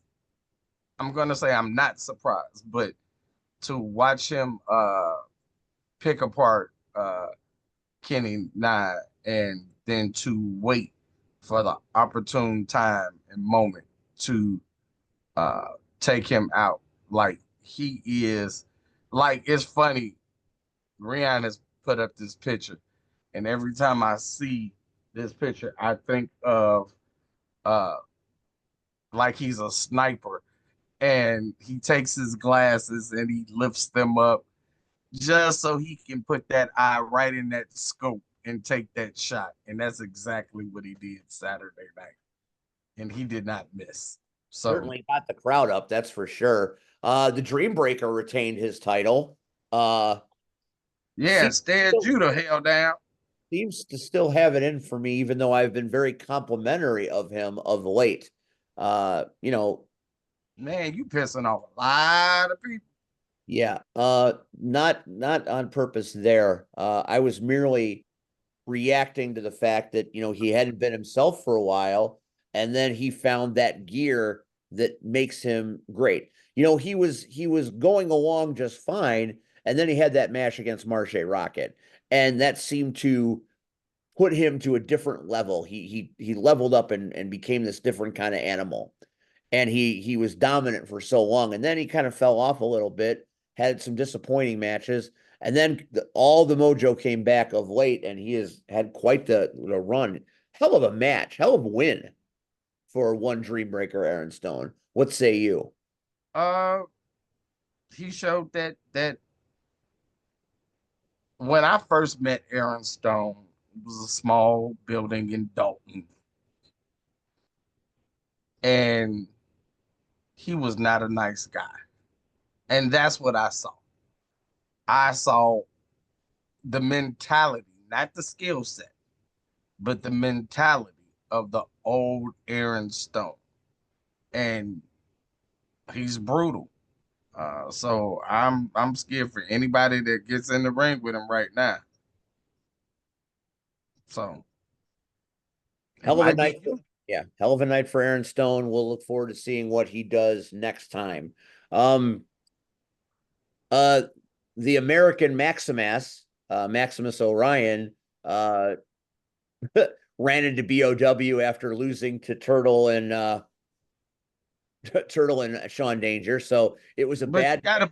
you gotta put it in perspective. I mean, because to lose, and I take nothing away from not just Maximus, but the careless hat. Poor Ryan Matthews. You know, uh, for them to have a number one contendership against unknown team and find out it's pizza and beer and lose and then turn around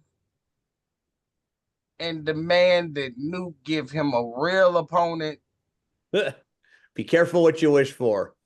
Oh yeah, he found that out the hard way. And he got BOW came out and beat him and took his lunch money. That's how that went down.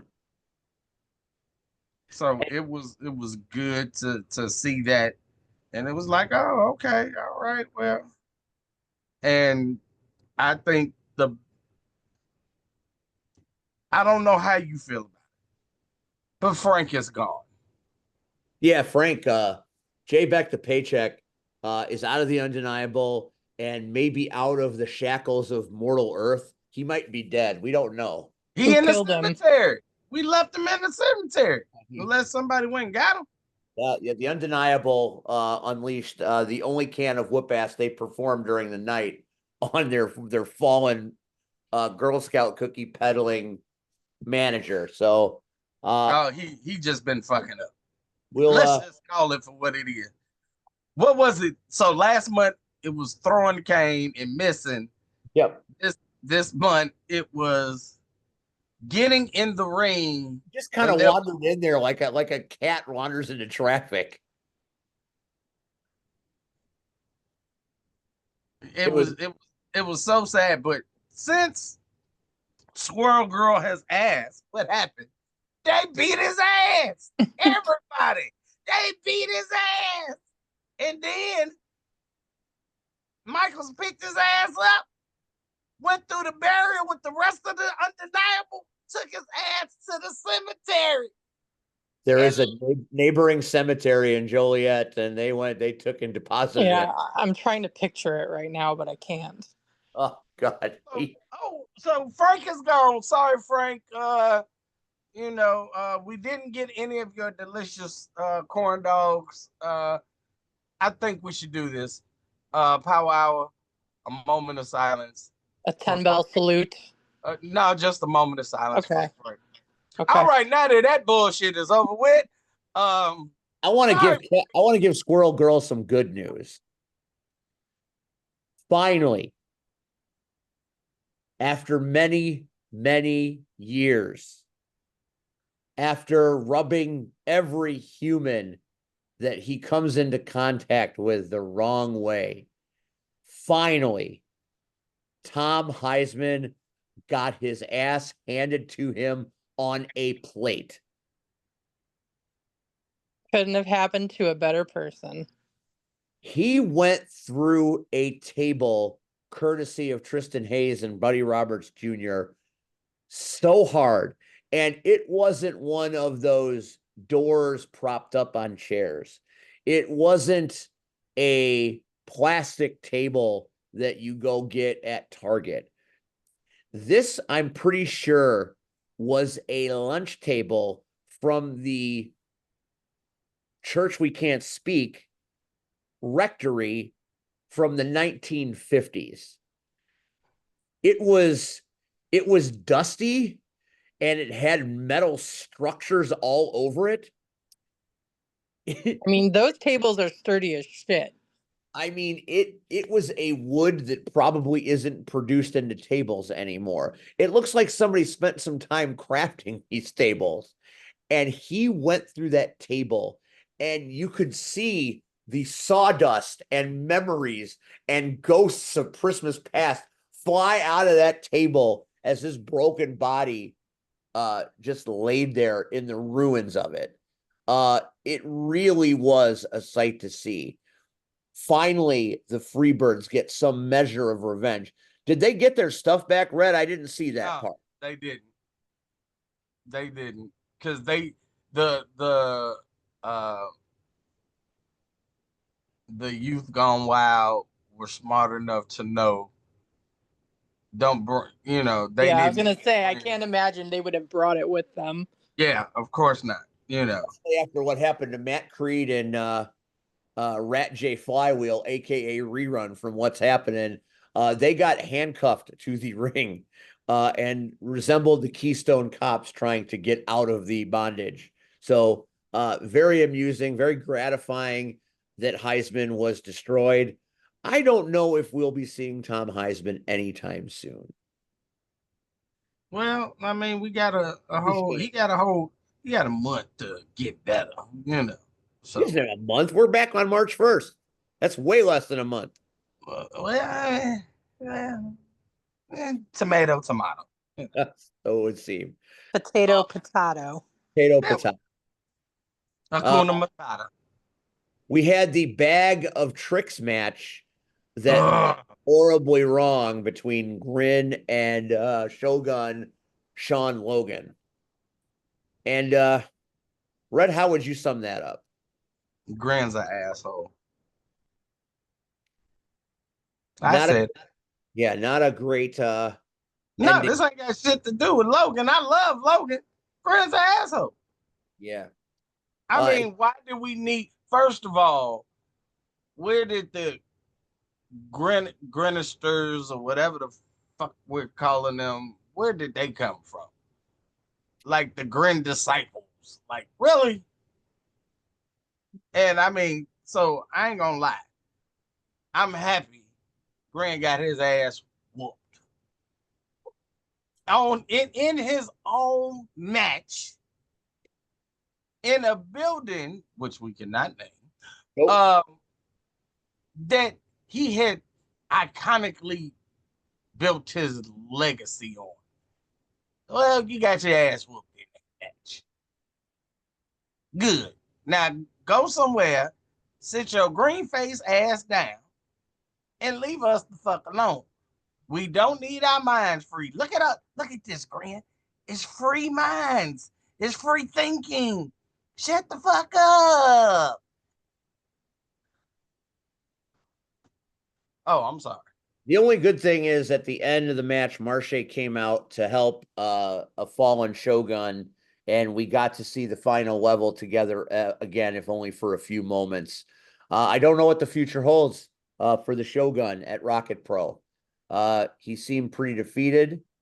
He said he wasn't retiring, but there was a somber nature to what was going on that is a little uncomfortable, a little disturbing, and I hope it's not the end of one of the greatest roads Joliet has ever seen.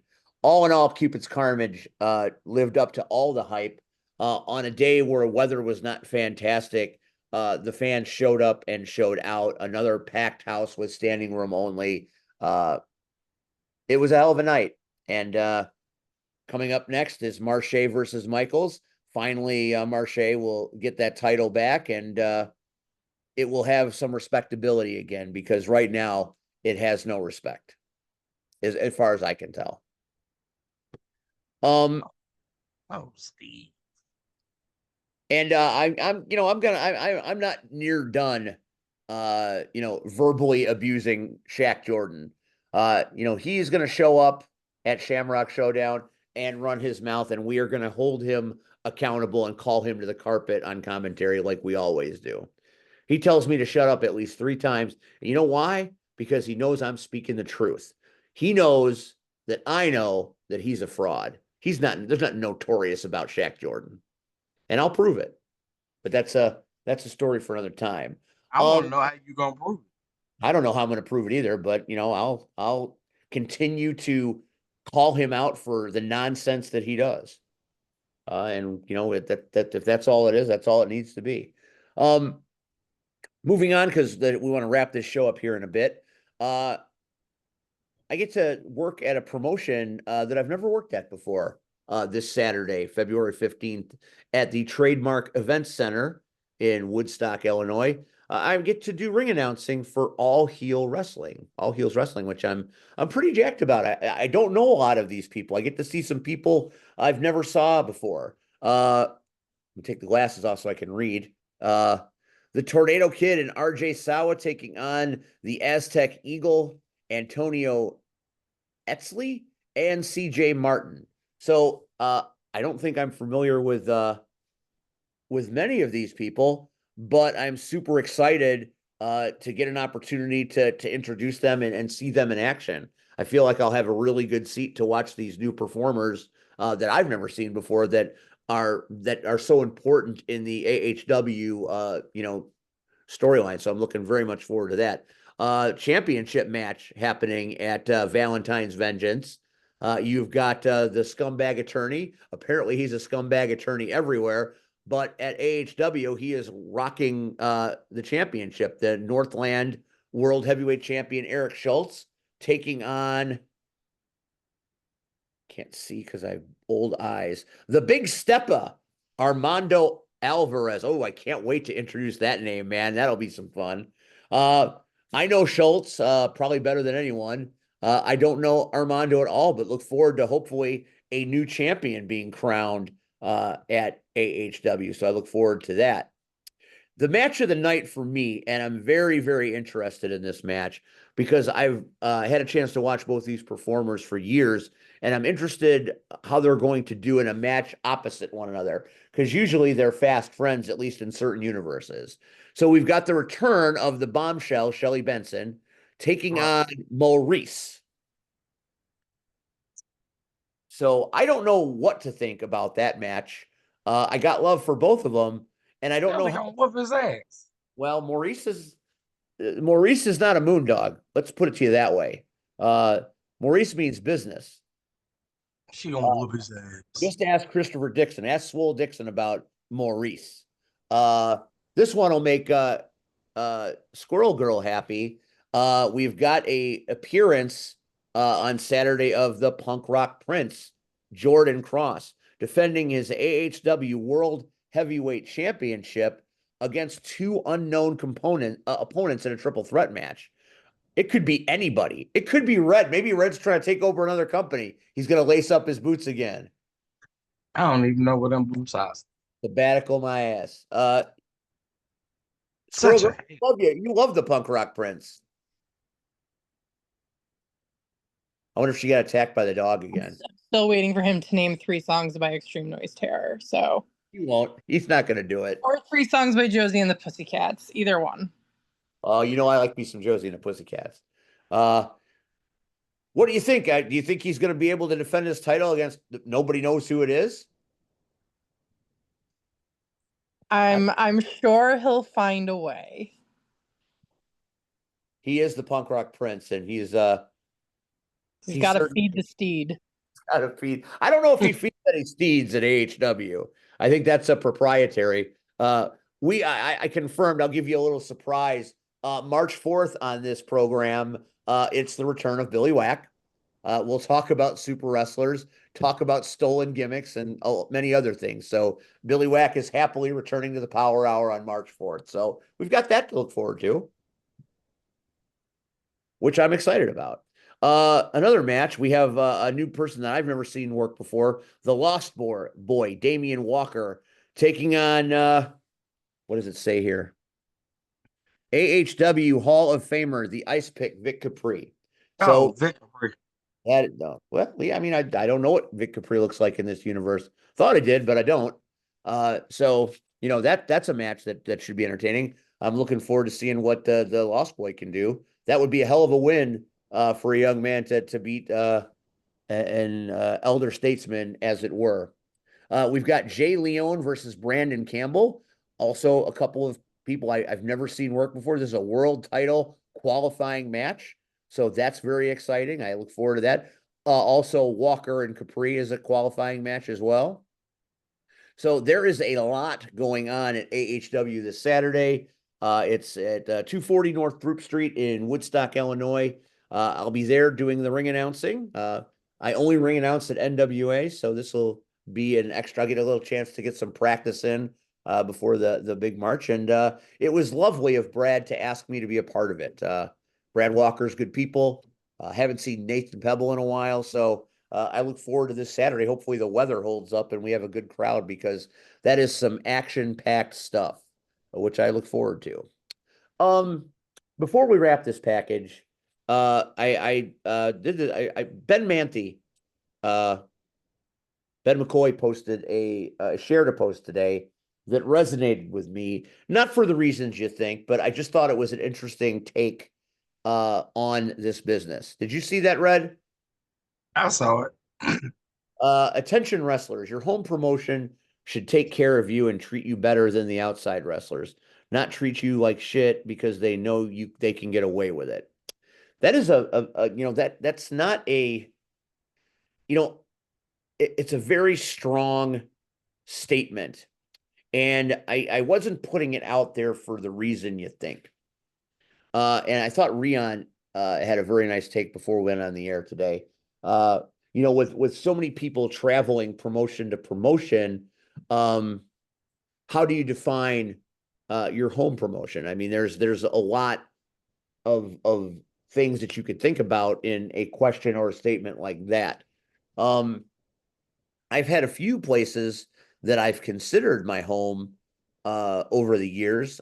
Some of them did not treat me great. Some of them have treated me very well. So I have seen both sides of this coin. Red, you've been around longer than most. When you saw that, when you read that, what comes to your mind?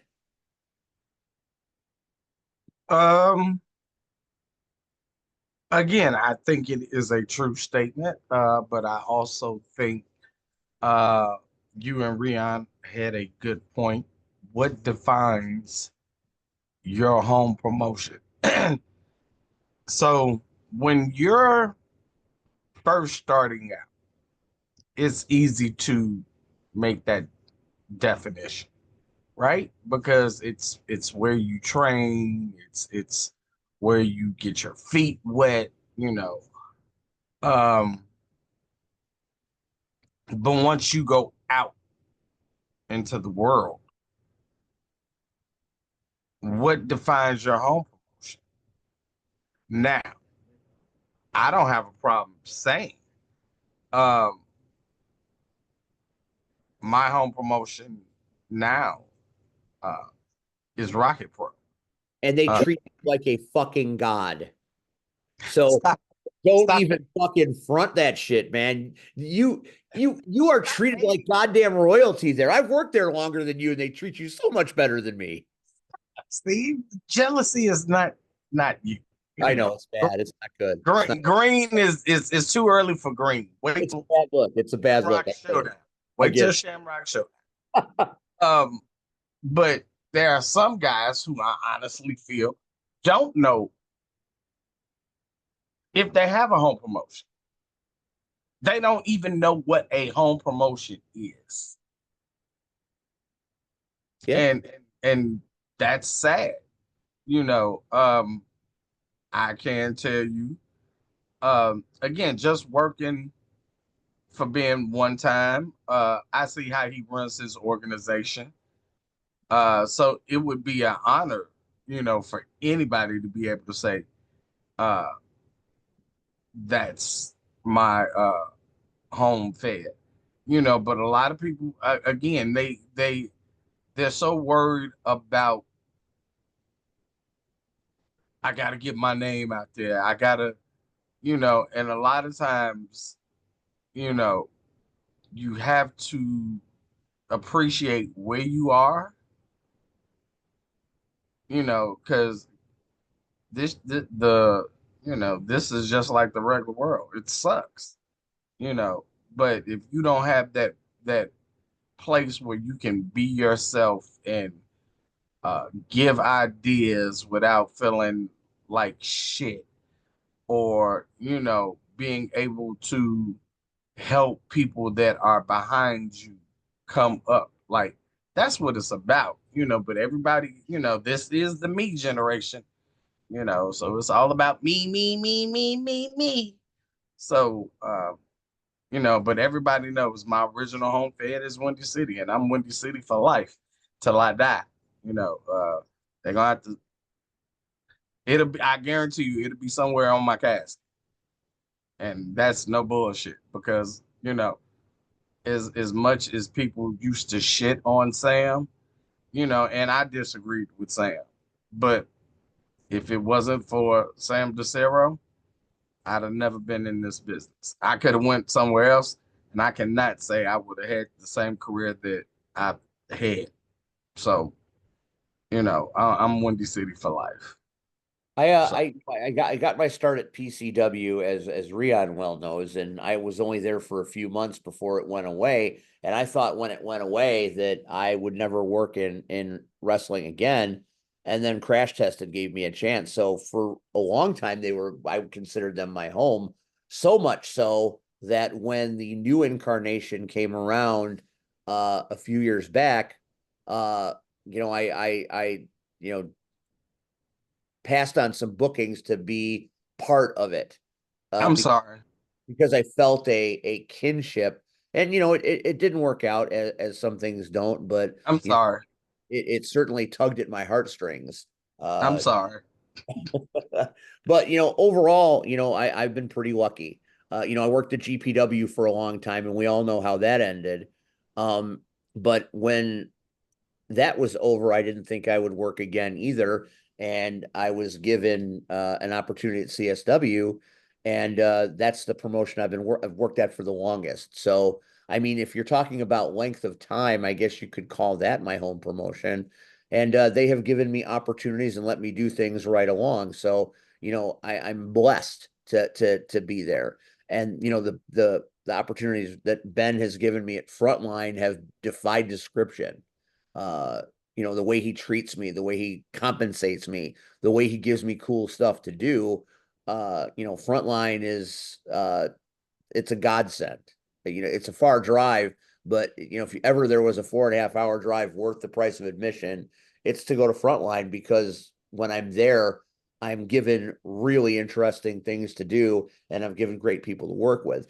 And then I can't even say enough about being family at Rocket Pro. I mean, since that Darkness Falls where I showed up, uh, they have done more with me and for me than most places ever would. They've treated me very well. So, I've been blessed. IPW. I mean, look at what I've done at IPW. You just can't do that everywhere. So when I posted this, I posted it because I wanted to hear what people thought about it, because I think it's an interesting take. And it also made me think immediately that the places that I get to work all feel like home to me. And I've been pretty lucky in the places I've gotten to hang my hat and call home. So it wasn't me shitting on anybody. It was me saying this is an interesting take that makes me feel lucky. So people said, "Why'd you post that?" Well, to me, it's an interesting take. It's something that I think people will talk about. But for me, it was more of a symbol that I'm pretty goddamn lucky that I get to go and do what I do for as long as I've gotten to do it, where I get to do it. So I am not disgruntled with any promotion that I work at. Quite the contrary, I'm going to miss them badly when I'm gone.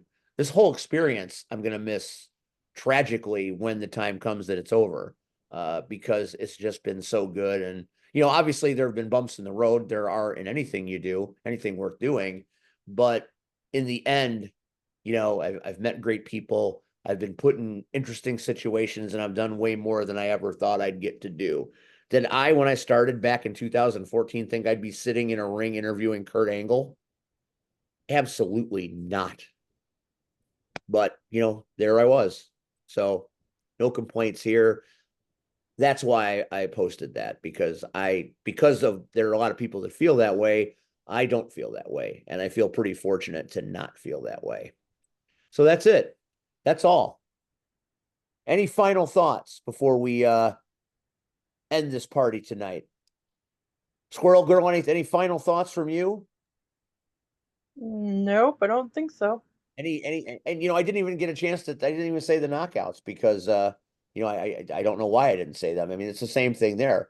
They've given me wonderful opportunities. And when I got to take part in the photo shoot, I was like I was happy as a child because I was just happy to be included. So I include the knockouts in that statement as well. That's a great home to have as well. And it's in my hometown, so that makes it all the sweeter. Red, any final thoughts from you and the members of the board? Stay posted. Ah, shut up. You evil, evil man, you. I'm an old man. You're an old man who still wrestles. Want to thank the Reaper, Nate Grimm, for being on the show tonight. Always great to sit and talk to him. I look forward to talking to him again down the road before we're done here to see how he's doing, because that's growing exponentially. Next week on this show, our guest is from Frontline Pro, Draven Stryker from Stryker Industries. Why? Well, he's fallen on hard times, and I felt kind of bad for him. So I wanted to give Dollar Stop Tony Stark a platform to talk about. So we're gonna let Draven Stryker come here and run his mouth about the days of absolute power trip and better times ahead, and what maybe he'll be doing at Frontline Pro. So, hey, you know who's working at Frontline Pro now? Who? He's in charge of creative for the Battle brand. Who? The general manager of Rocket Pro Wrestling. How about that for a surprise? All righty. All right. Thanks for watching the Power Hour this week. Thanks to FreakNet Studios and our sister shows. They didn't dog us this year, although or this week, they, Nubby got mad and tried to pretend to be me. I thought that was very humorous, but they had a great show. Go back and check it out, JFW. Fourth Mother Box. A lot of great shows on the FreakNet Studios that we're part of. So check them out. And Carter Comics, we're still sponsored by them. So use our Power Hour code. Get some money off your comics if you're going to buy some. It's a good time for comics right now. We got that Fantastic Four thing coming out. Captain America: Brave New World is happening this weekend. So if you want some comic books to match the times, go get them. All right, that's going to do it for the Power Hour. For Squirrel Girl, the Urban Sensation, and Rion Skills, I am Steve. Boy, it sure is nice to have the four of us together again. It's been a while since we've all been here together. Sure has. I'll miss you. No lie about that. We will catch you next week. Thanks for watching. Good night, everyone.